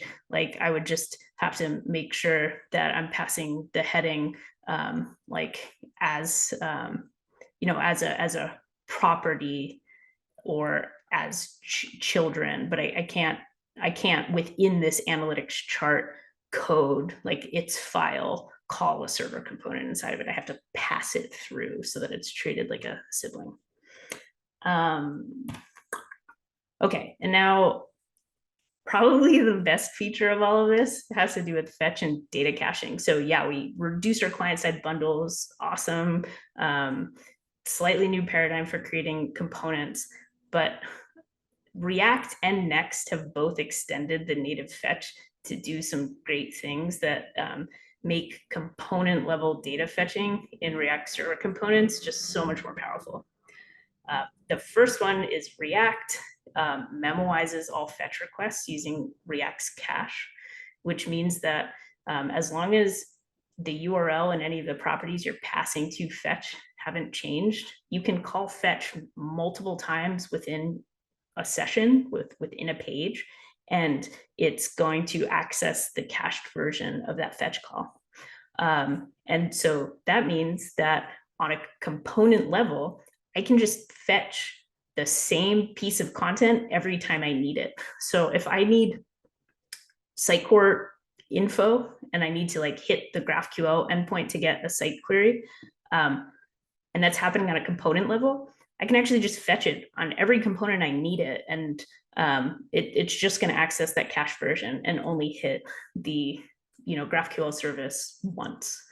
And so React cache, awesome improvement on fetch. And there's tons of invalidation strategies and revalidation stuff so that you can consider situations in which you don't want caching. And then Next, on top of it, adds an additional feature, which is data caching that's persistent across server requests and deployments. So now many users are hitting that same fetch request many times. And again, we have only queried it one time until we reach whatever revalidation rule we have set. And so it totally changes your front-end development practice. You can sort of recklessly fetch things in a very different way than you would do prior to this, where you have to be really careful about how many times you're making services requests. So super great feature, and really, really changes the way we think about component level data fetching, where components can now, actually hold their own concerns. And so if a component needs some, data that it always needs, it can fetch it in that component without having to treat it like passing properties. And really the only properties that we pass into a component are the properties relative to the context in which it's being called, which would mean the page, right? So if there's page specific content, potentially a layout service, which has the same component feeding new data, that would still really be better passed through prompts. But anything isolated, data needs isolated to that component that don't depend on the page context, just fetch it and it's all cached and lovely. So really great feature set. And now with these two things combined, we get into a new streaming pattern that's now available in Next with regards to React server components, and that is streaming server-side rendering. So suspense, React suspense is now supported on the server side.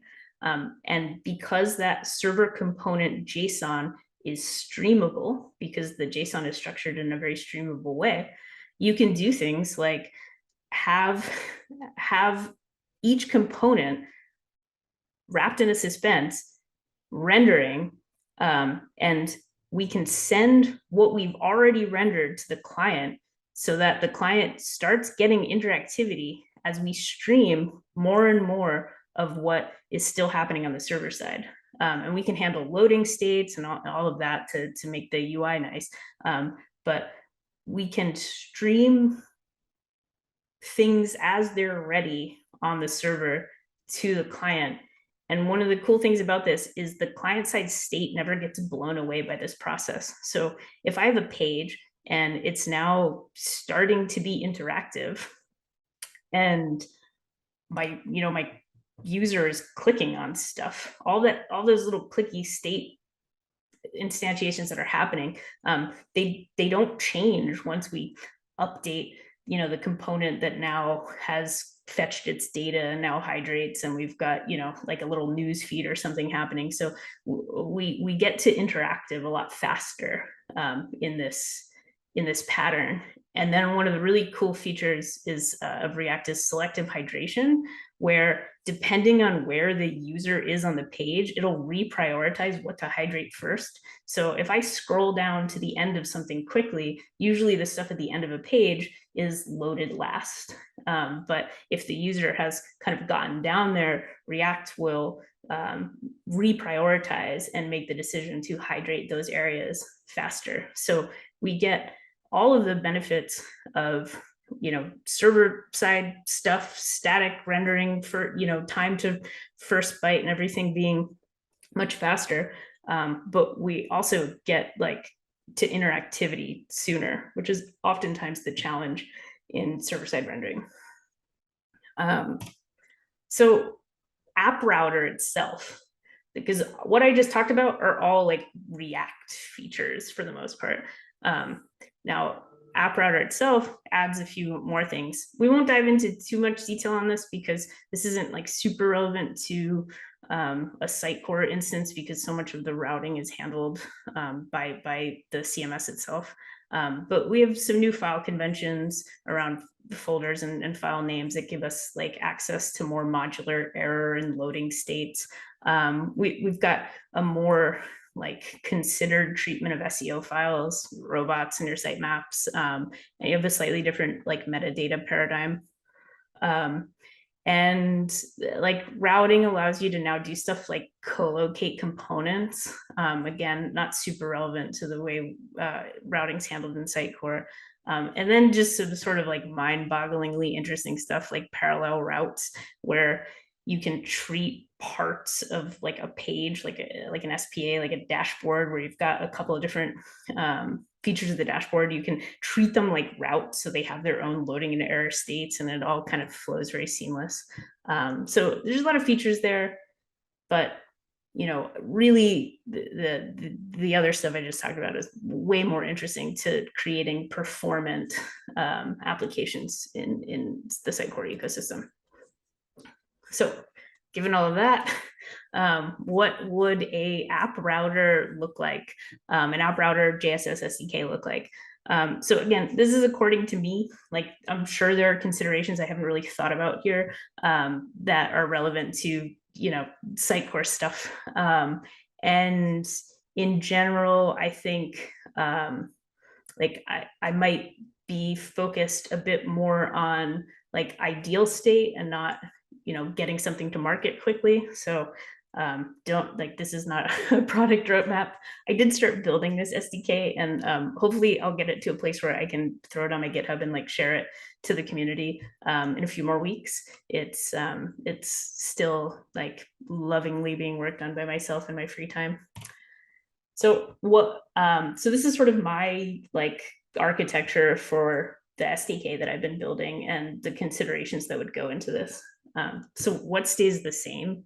Middleware really hasn't changed in the Next ecosystem for 13. Routing basically is the same. There's one sort of route handling difference to consider internationalization. You have to put this kind of lang slug in front of your dynamic path route. But in general, that's not too much. And then the GraphQL queries themselves that fetch all of our delivery API services or sitemaps and our layout services, item queries, none of those really change. The query method, I think as Corey pointed out, there's the native data fetcher, and then there's the Axios fetcher, and some of the queries that are happening in JSS itself are Axios based. Really, to take advantage of some of these caching features, they should probably all switch to fetch. There's a couple remappings of pages. Get static paths is now called generate static params. Nothing really too much here, but definitely a bit of work and familiarization to understand these new structures. But what are some of the big things we could improve? Well, we can get rid of all context. So as we had sort of established earlier, context context is how we populate all of these like props methods, and all of that context gets shipped to the client as well. And we can pretty much get rid of all of it and just fetch everything. And you know, there's like I said, huge like value add doing that. We're not really touching the service much, and we're reducing the size and complexity of our JSS SDK. I would suggest decomposing page props factory. I'll dive into a little bit like why, mostly for the same reasons, enjoying the values of fetch. I'd suggest updating the component builder to take advantage of new server-side suspense. And then there's a real consideration about like components. Should we support both server and client components for our like, you know, registered SXA components, the ones that are registered with Sitecore that have a JSON rendering attached to them, or the JSS components, like the components in the SDK itself that we use to render, you know, editable snippets in the editor, like our text field and our link field and things like that. And then we totally get rid of the component prop service, and we get rid of the module factory. So again, a lot of the sort of earlier stuff that we were talking about all goes away. And so what does this new render cycle look like? Well, we've got a user request, goes through the middleware, goes right into the layout. And then the layout, if it needs any experience edge or other DB stuff, it just goes and fetches them. Now we render the page. And the page, if it needs anything, it goes and fetches them. Now the components, if it needs anything, it goes and it fetches them. And the output of that gets bundled up. And now we just have in our JavaScript, just client-side JavaScript. We've got our HTML, and then we have this React server components manifest that has all that streamable JSON for all our server-side stuff. And it gets sent to the user and rebuilds the DOM. So that, in a sense, is sort of the change here. It's subtle and it's technical. In general, it's quite a lot of the same features, and like, it does change our development practices a little bit. It's useful to understand these sort of architectural changes, but it sometimes is a little hard to wrap our heads around. Oh, look at that stray arrow, my animation. Okay, so component factory. So what I would propose for the component factory is we do something similar. You know, we run a discovery script. The way I wrote it, currently, it does like glob matching, so you can actually set in your configuration which components you want discoverable. Because you'll see in the like current component builder, there's a lot of components that are discovered that really like don't need to be a part of the component builder because they're not registered with Sitecore. And so in this circumstance, we could just tweak that. We can tell it which components we want. This is a feature that could be added currently in Pages Router, and like maybe I should just do a pull request. And yeah, I mean, similar stuff. We could potentially handle static or dynamic imports. In my current thinking, I was running with just doing dynamic imports, but as Corey had kind of pointed out, dynamic imports don't really work with Experience Editor right now. But for an XM Cloud SDK, this would be really cool, and it would create a really nice set of features around suspense. Because if we import modules dynamically in the placeholder, we can suspend every single import and just like stream what we have as we have it. And it could make server-side rendering, you know, a bit faster. Plus, it gives us this ability to kind of tweak when and how we use suspense if we maybe want to use a suspense client side instead of server side. So there's some features there. But if we need to make it compatible with Experience Editor, we can certainly do static imports. And like I said, no more context. We just fetch everything. So one of the things I'm suggesting is to just decompose the page props factory to make use of better caching. And that would just really mean separating out like our site level data fetches, things that we might also fetch on the component level. And then our page level fetches, especially the layout data, which the layout data is always going to kind of like be streamed back into the components in order to give it, page context. And then, that layout gets passed to the components. And then at the component level, we can do our site level fetches. We can grab, external sources, data sources that we need by running additional queries on the delivery API. We can just do it all in the component. And so we'll also probably need, a few more like explicit methods to do all of that, because we need to rebuild all those context hooks, like with data source check, with the use SitecoreContext, all those would go away, and we need, different methods to call to fetch on the component level, because we're not doing them client side. Other things. So I talked about SXA components. Now, when I say SXA components, I really mean all registered components with Sitecore, anything that has a JSON rendering. They're not necessarily just SXA components.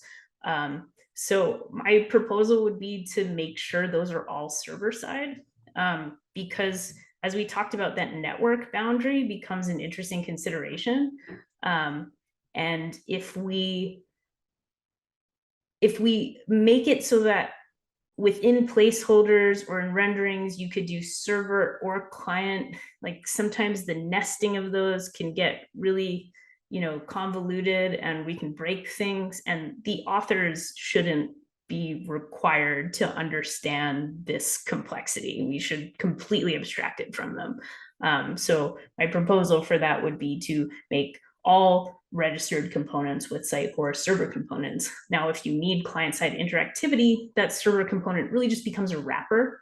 The way we looked at that widget component that was like wrapped around the analytics chart, we could do something quite similar, give all that client-side interactivity, but not run into complicated situations where authors are like making, incorrect problems with network boundary issues, or having to write like utterly conditional code in our application to if server component, if client component, and like, have to think about all of those clashes in the structure. And really the emphasis, even with React server components in general, is to by default make everything a server component, and only create client components when we need state management or interactivity with the user, but everything else server component. And then some things I haven't really like perfectly fleshed out yet. Those JSS components themselves right now, rich text and links have like a client-side dependencies. I don't necessarily see there being any problem with those components being client-side yet. But in general, it'd be nice to rebuild them all server side. And then, yeah, some of the older class components, could benefit from just being rebuilt as functional React components. And then our other component system that's emerging in XM Cloud are, front end as a service and our BYOC components. From what I've seen in the, component examples, they're already compatible. Like the BOC example in GitHub already is using App Router. So we would just get that for free. Some tough stuff, but also opportunities. Component level personalization as a goal within the Sitecore ecosystem would be made like much easier using React server components. Like that's probably the best way, best path forward to that sort of feature set. And then you get this one might be a little controversial. Maybe it's a spicy take, but I would love to, get rid of the editing service entirely. Like it's a lot of complexity. As I said, it sort of, come from other like headless CMS experience. A lot of other headless CMSs for their preview environments, they just use the preview API. And using the preview API, like just, you know, completely breaks down a lot of the complexity in that web application. Most of that is to support the fact that Experience Editor doesn't autosave. And so you need to create like a caching strategy. And if in my dream scenario, we're creating this SDK, like maybe we make an XM Cloud version that like, you know, gets rid of all of that. And maybe we get more people to get excited about XM Cloud. So, you know, the layout service might need to be updated a little bit if there's some parts of the editor that need to be accounted for in this service. But in general, like I'm all for ripping out a lot of what was really clever in JSS, but is sort of slowly becoming less and less needed and creates a kind of noise in that starter application. And then one thing that's kind of interesting is, so layouts are treated really differently in App Router. Like you have nested layouts and this ability to create like sub layouts that are relevant to a whole route segment. And in that circumstance, you have a layout. And then if you are re-rendering pages that share a layout, only the portion of the page that's different changes. And so you get that really seamless UI experience that you would get in a spa, where nothing changes except, you know, the kind of inner page details. So is there a way of recreating that feature set of layout utilizing how we use page designs and partial designs in XM and XM Cloud, in SXA? And so I think there's something there. I haven't really fleshed it out entirely yet, but it could be cool. And so something I'm sort of excited about and playing around with. So that is my presentation. I am totally going to share that SDK as soon as I can.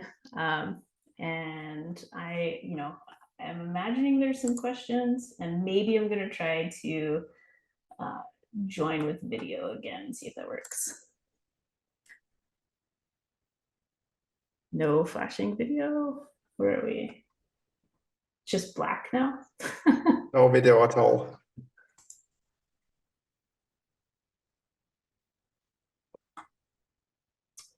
Meanwhile, I want to thank you for the insightful presentation.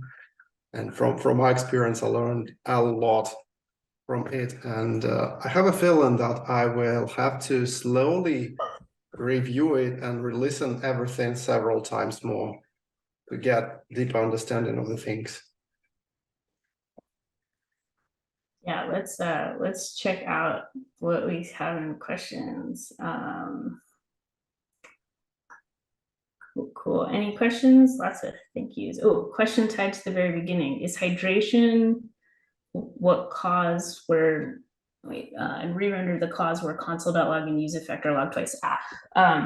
Console.log and useEffect are logged twice in development because of React strict mode, where strict mode re-renders twice to try to like catch problems that you wouldn't ordinarily catch except by like reinstantiating initial state twice. So that is typically why you see like double console.logs in a development environment. And then with preview API, would we still get the option of building the page with components in WYSIWYG? Oh yeah, definitely. Like all of that can be client side. And actually, just to dive into that, I am not entirely clear on exactly how Pages and Experience Editor like renders the interactivity, but I'm pretty sure it's not like using the React virtual DOM, because it also has to support scenarios that aren't like that. There's something going on there that's probably just more vanilla JavaScript and could easily support this server-side component paradigm. Somebody who knows a lot more about that side of the product could talk about that in more depth than me. And I don't need to pay my light bill. I got a new camera and I think I don't know what's happening. It didn't work. I'm sorry. I was very ambitious. Let's see. Any other questions?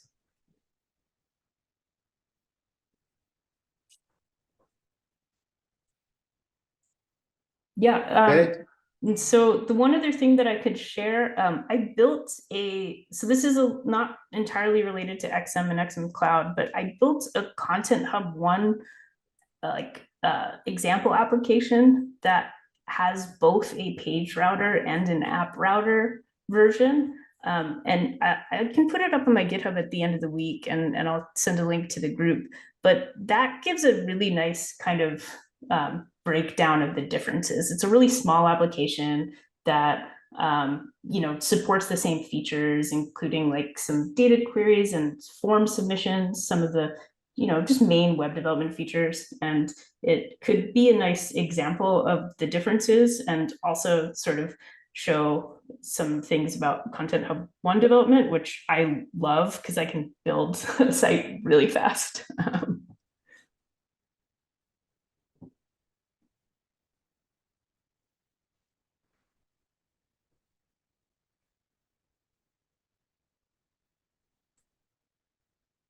That's to me, app router seems to be such a step ahead compared to what it was before. Oh yeah, absolutely. I mean, and I just really want to emphasize, like, a lot of those features are really just in like the React core library. The cool part is that Next was the first framework to adopt them, and adopt them well, and test them out. So like Next is just ahead of everybody else, but like this model is just really the way to go.